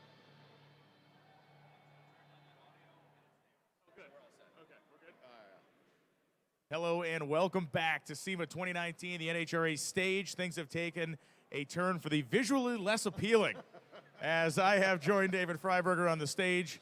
The audience is not running, not flocking toward their computer screens. You know David Freiburger from Roadkill, Hot Rod Magazine, Engine Masters, and various attendance at NHRA races over the last couple of seasons. It's been good to see you out there, man. Yeah, it's been good. It's been a long time since I've been able to go that many races. Usually I'm Pomona bound, but I've done, I don't know, 4 or 5 this year. It's been cool. So you also, if you follow Hot Rod Magazine Drag Week, you know that David and I announced that race, which is a descent into madness over the course of 5 days. But it amazes me when we come to SEMA how many people instantly default to talk about Drag Week. Oh, absolutely. It's the hot topic, and honestly, it's why I've been able to go to some of the NHRA races this year, because we've had so many exhibitions that involve our Drag Week racers. So for people who are unaware of what this is, Hot Rod Drag Week is 5 drag races in 5 days, and we make the cars drive from track to track. And Brian and I just today were able to judge the JE Pistons Masters of Motor contest, and the Ingenuity Award actually went to Steve Morris, who built the engine in Tom Bailey's car that won Drag Week this year with a closing number of 599 at 250 miles an hour. Yeah, after the car had driven 800 miles on the street, it ran 599 to 250 on the very last day. So an accomplishment that literally no one in drag racing has been able to put together, and there are less and less of those significant ones that we can bring up. But a car that drove 800 street miles, then ran in the 5s, and did so with all the oil in the pan and the connecting rods inside the block. It's still one of those accomplishments that when there's people who are unaware of Drag Week and you explain it to them and you say what happens, it's a full slack-jawed program. Yeah. It's like, huh? What? Yeah. Yes, that actually happened. Speaking of what, you were in the grandstand last weekend to watch Brittany Force run 338 miles an hour in a top fuel dragster.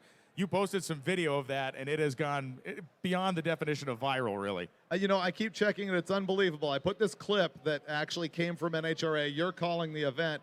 And I just said, man, I saw this in person. It's the most wicked thing ever.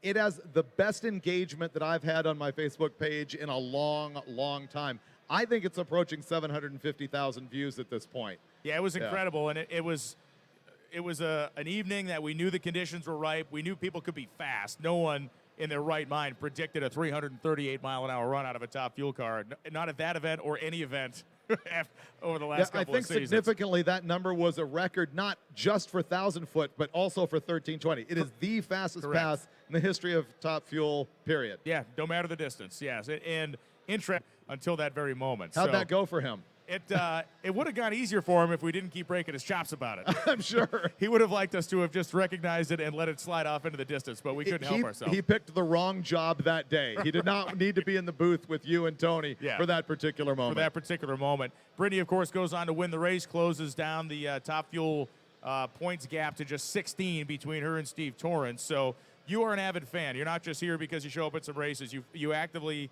are following live timing, or you're watching on NHRA.tv.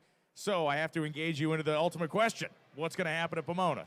Pomona's going to be stunning because the only class that's decided, because I don't think they're even running there, is going to be alcohol funny car. Yeah, well, I believe they actually do run there, but the championship's been locked up. Sean Okay, Bellamore I didn't did know it. if they had closed the season on that. So Yeah. only Sean Bellamore has got that championship.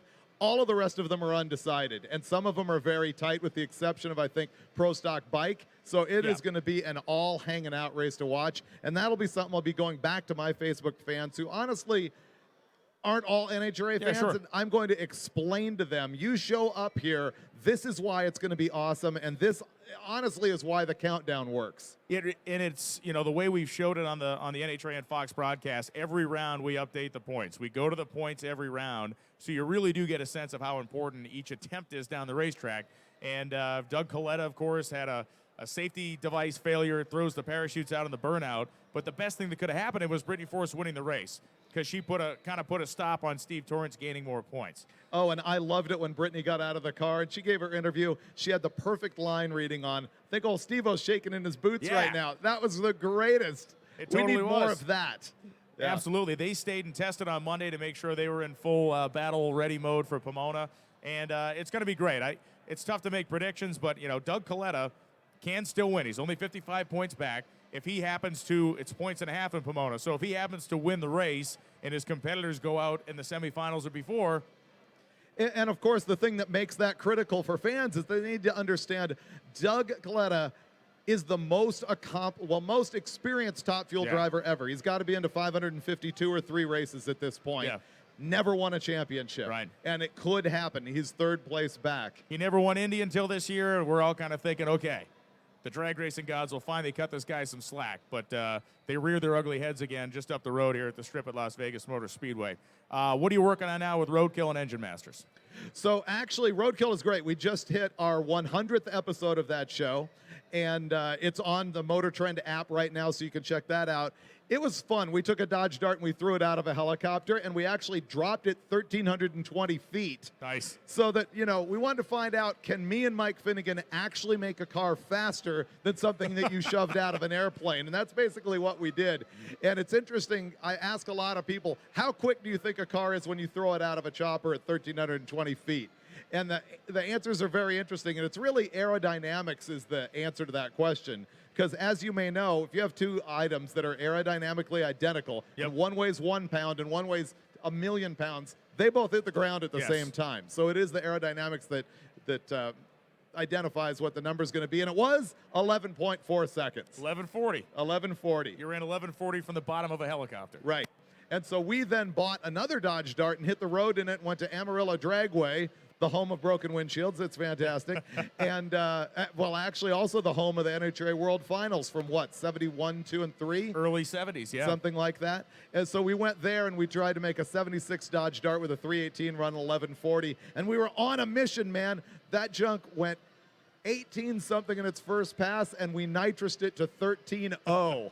And then when the pill got just that much bigger, the rings decided to go away. It's a great episode. If you've got the Motor Trend app or motortrend.com, you got to check it out. Very cool. And also Engine Masters. We did Masters of Motors today. You're obviously a big engine guy. What are you working on there? Well, we were just talking to Dart and JE earlier today about an all-aluminum 582 big block that I want to do. Cool. I want to see if I can push that thing to about 1,100 on E85. Okay. And it's one of those things where when Steve Brule looks at you, go, you want to do what? Yeah. I tell him, and this is how Brule gets. Because one of the fun things we do on our Engine Masters show is often either behind the scenes or on camera, we guess how much power something's going to make. So Steve asked about the combination. I go, yeah, I want to make 1,100 NA. He's like, no. I'm like, really? I won't do that? He goes, 1080. Nice. Like, 20 horsepower shy, and you're going to call me on that? But that's what we do. To speak to that, every Friday night, Lewis Bloom, Tony Pedregon, and I write down our predictions for low ET and Top Fuel and Nitro Funny Car, just as kind of a fun game in the booth. Yeah. At Las Vegas, all three of us picked the identical elapsed times for all three categories independently of each other. That's amazing. It was pretty wild. That is great. What I want to know is, do you do what you can't do on the show, which is actually a pool of who's going to win this one? Yes. Yes. There is a Yeah. crew pool that happens by random draw, and you can buy in or you don't have to buy in. But Sunday afternoon, somebody always leaves with a couple $100 in their pocket. So one thing I'll do at home when I'm watching is I'll have NHRA TV going on like my iPad, and on my phone I'll be looking at NHRA.com. And once the ladder comes out, I'll sit there and try and draw out exactly what I think is going to happen. And the greatest thing about the sport is that you can't do that. Right. There's always a surprise. Johnny Lindbergh going to the final. Yeah. Sorry, I did not call that, Mr. Head, but it happened. Yeah, it you did. know, and so I think that's what keeps it exciting is that you can't just look at the matchup and go, oh yeah, this guy's going to win. The greatest party trick and the greatest free beer trick you can pull at the airport is this. If you happen to have an NHRA race that you attended and it's airing at the airport on a re-air later on that evening. That's perfect. You sit there and you go, I think the guy in the right lane's got this one. Yeah. Okay. And once you get 4 or 5 of them right, if you can get a free beer out of the guy you're betting with, you're in a good shape. Tell everybody about Tony's call on Beckman that you told me about on the reaction time. This was awesome. Yeah, so Jack Beckman basically double-stepped his car at Las Vegas. He had an 0:47 reaction time, and Tony's very good at noticing the subtleties of things that are happening with the car. So he actually noticed it when it happened. The next round comes up, and basically he says, if Jack's probably not going to be any better than 80 because of the fact he's going to be a little tentative because of what happened last round. Jack was 080. 80. Called yeah, it. That was a legit, that was a very prescient moment for Tony. That's good TV. See, what you do is actual expertise, unlike what we do on Roadkill, which is just complete haphazard mayhem. But I guess that's what makes the show. David Freiburger, thanks for coming to hang out with us here at the NHRA display and on the stage at SEMA 2019. We have more legends coming up right now, or coming up in a moment. We'll be back with more right after this. He said more. Thanks.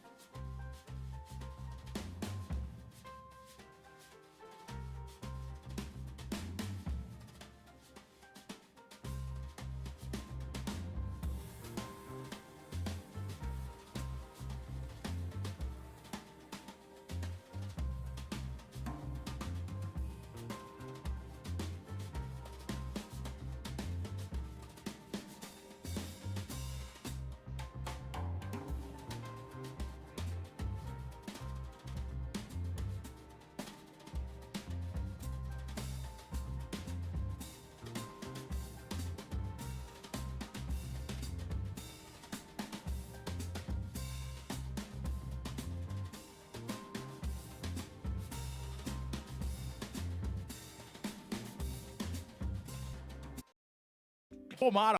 Top Fuel World. That was a great night. Yeah, in town, we had 19 people eating great friends. From the ground up and continued. Well, through Keystone, I ended up on the SEMA board. Probably the guys that helped administer here and seeing the scope of how big we can come in the just later. He's still in the Chrome roll on Facebook, an island of Malta. Malta, yes. I was on a Malta.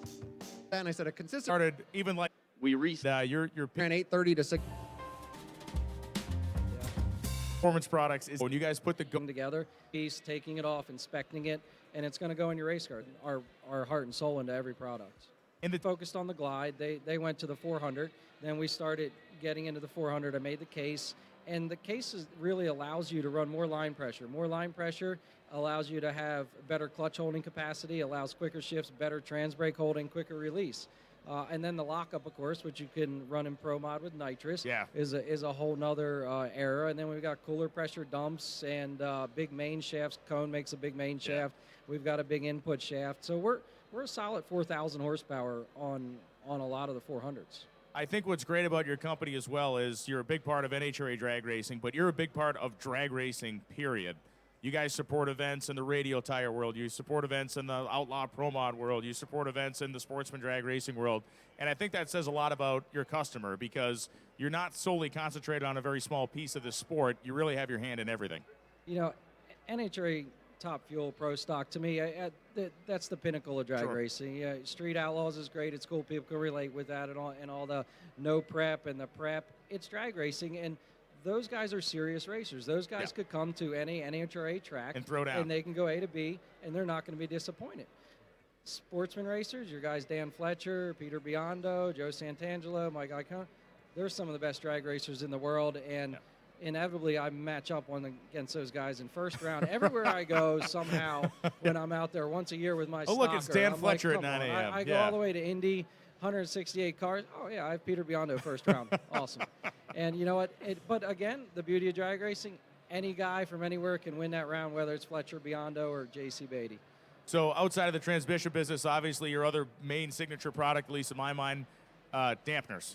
And your name is so synonymous with the quality level in that product. It's almost like when someone says dampener, you just think of ATI. I'm not just saying that because you're sitting here. You really are almost a default brand for anybody building a high-performance engine. How do those two businesses ever end up together? I got the question today. I asked the guy, where does all my advertising dollars go? Because he's like, oh, you guys make transmissions? I thought you only made dampers. And vice versa all the time. So the damper, it does its job. No bull BS about it. It just does what it's supposed to. It's affordable. It's rebuildable. You're spending a bunch of money on a motor and front accessories. Why not get the best product you can there? There's other options for guys that are running street cars or turning different RPM. Sure, they're available. I'll tell you, if you don't need the damper, you don't always need it. But you know, SFI approved is obviously huge. We've seen some videos recently with stock dampers and other stuff coming up. Brutal. It's scary. You're looking down there setting timing on something spinning engine RPM, and then you look at your 24-hour guys. They're turning that motor 10.5 million engine cycles. Drag racer will never see that in his lifetime. No, and I'm all for the low buck LS guy that's building 1,000 horse motor for as cheap as he can. But I also know that there's a limit to where things need to be in place for everybody's safety, because when a stock dampener comes off an engine that's turning thousands of RPM. It is not something that just trickles across the racetrack. It is a legit projectile. Yeah, it tears off radiator and oil hoses, and God forbid it heads towards the stands, bounce off the concrete. So we really pride ourselves. You know, we use a lot of 4140 heat treat, billet 2024 aluminum. They take the damper, they spin it for 60 minutes at 10,000 RPM on a turbine, and then check fatigue on the material. Sometimes they'll order it direct from us for SFI. Sometimes they just say, they'll send us a bill. Hey, we ordered one from Summit, or we ordered one from Jegs. Gotcha. Just to spot check us, and it's great. You know, I do feel like drag racers take safety for granted, whether it's in the car or under the hood. I run my Copo. I've got a 15 suit, and I've got a fire bottle, stuff I don't need, a Hans, stuff I don't have to have per the rules, but why not? I want to go home and I was going to say, you know why? Because James, the dude that's watching us down here on your phone, that's exactly why you have that stuff. When we did his junior, he did his licensing runs, and he won a few rounds in his first divisional this year. I poured a seat for him. Yeah. You know, there's no pillows behind him or anything else. It's why not? Yep. the right way to do business, which is what ATI has been doing since 1961. So, JC, one last question. Any more racing for you this year, or are you done? Because you're an East Coast guy like I am, and it's pretty much over It's with. getting cold, and I left the car in the trailer. I don't even want to see it for a little while. We went out, I think 14 times, 12 or 14, I lost count. A lot of times for trying to run the business and employees. I have a full-time guy at the shop finally that can help me get everything ready. Cool. And we have a lot of fun when we go out. Sometimes I go out and I break stuff, but that's just trying to make it better. JC Beatty and ATI Performance Products, a huge part of NHRA drag racing, whether you're talking about driveline components or dampeners, these are the dudes. We'll be back with more from SEMA right after this. Cool, man. Thank you very much.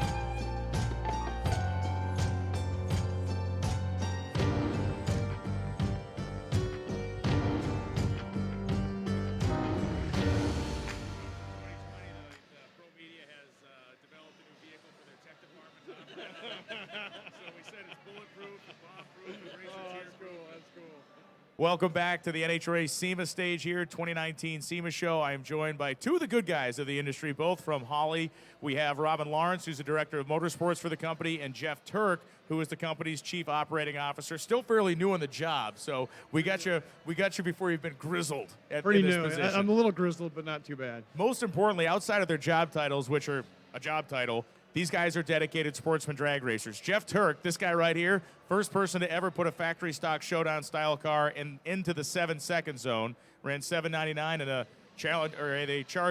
Challenger, I should say, drag pack known as the Blackbird. So, Jeff and Robin, welcome. Thank you. Thanks for having us. Thanks, Brian. So let's talk about Holley a little bit, because the most interesting story in the aftermarket, in my opinion, in 20 years is Holley, because you are a carburetor company. We're a carburetor company that decided to push your chips in the middle of the table and invest in fuel injection, invest in the future, and Robin, it paid off, and you were right at the center of that whole process. Yeah, I mean, we're looking over Erica's car right there, and of course, Holley EFI and Pro Stock, NHRA Pro Stock. So yeah, it's been a great run so far, and EFI is well eclipsing what the diminishing market that carburetors are. The EFI is covering that and then some.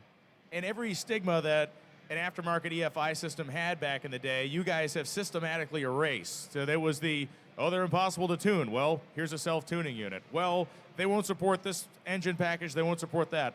Oh, well, here they will, and now you have you have models that will support somebody like Stevie Fast Jackson, who's going to make a 4,000 horsepower Pro Mod run with it, or someone with a 350 horse small block that's going to cruise to an ice cream stand.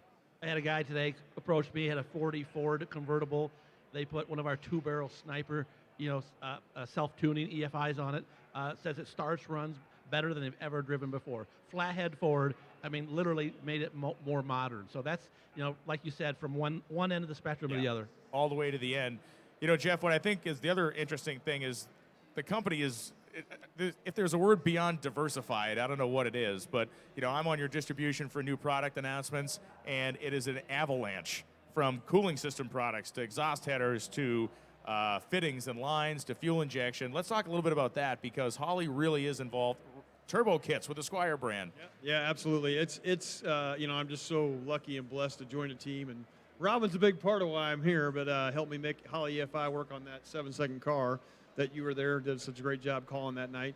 And it's just, you go to work every day, and we have hundreds of thousands of enthusiasts, hot rodders, gearheads, and we're working our tail off to make all their dreams attainable.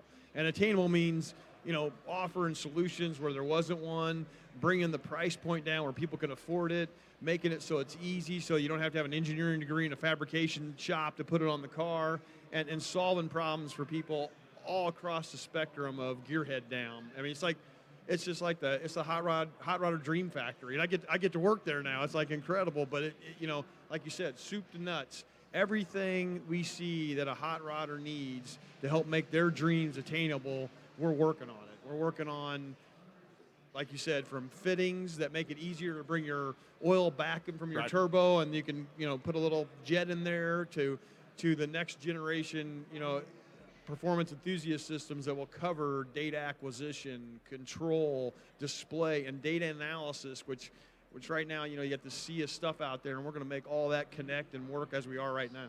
Not to like fully editorialize here myself, but when you walk around the SEMA show, or if you work inside the high performance industry, you can identify within about 6 seconds the companies that are operated by actual enthusiasts and the ones that are operated by guys that spend a lot of time staring at a calculator. And Holley is a company that, in my opinion, has this great range of enthusiasts in all the right places, you two included. It's amazing. Tom Tomlinson, of course, one of the executive leadership members of the company. This guy's got great hot rods. He's at LS Fest having fun with everybody else. And let's talk about that a little bit, because it's not just the parts and pieces anymore. It's your integration with the enthusiast himself between LS Fest and now the Intergalactic Ford Festival. Yeah.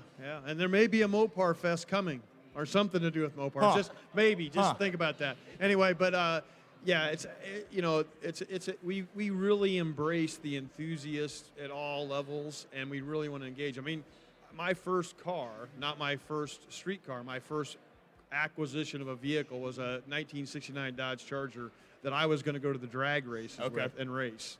My second vehicle was my dad's old blown up 68 Chevy that I was going to fix and pull my race car with. So I started NHRA drag racing when I was 16 years old. That would make it about 40 years now. Wow, yeah. That I've been going down the drag strip at NHRA. We love NHRA drag racers. I mean, from the bracket racer who's trying to come up with a set of headers to pick up a 10th, to maybe putting a sniper on so his car tunes itself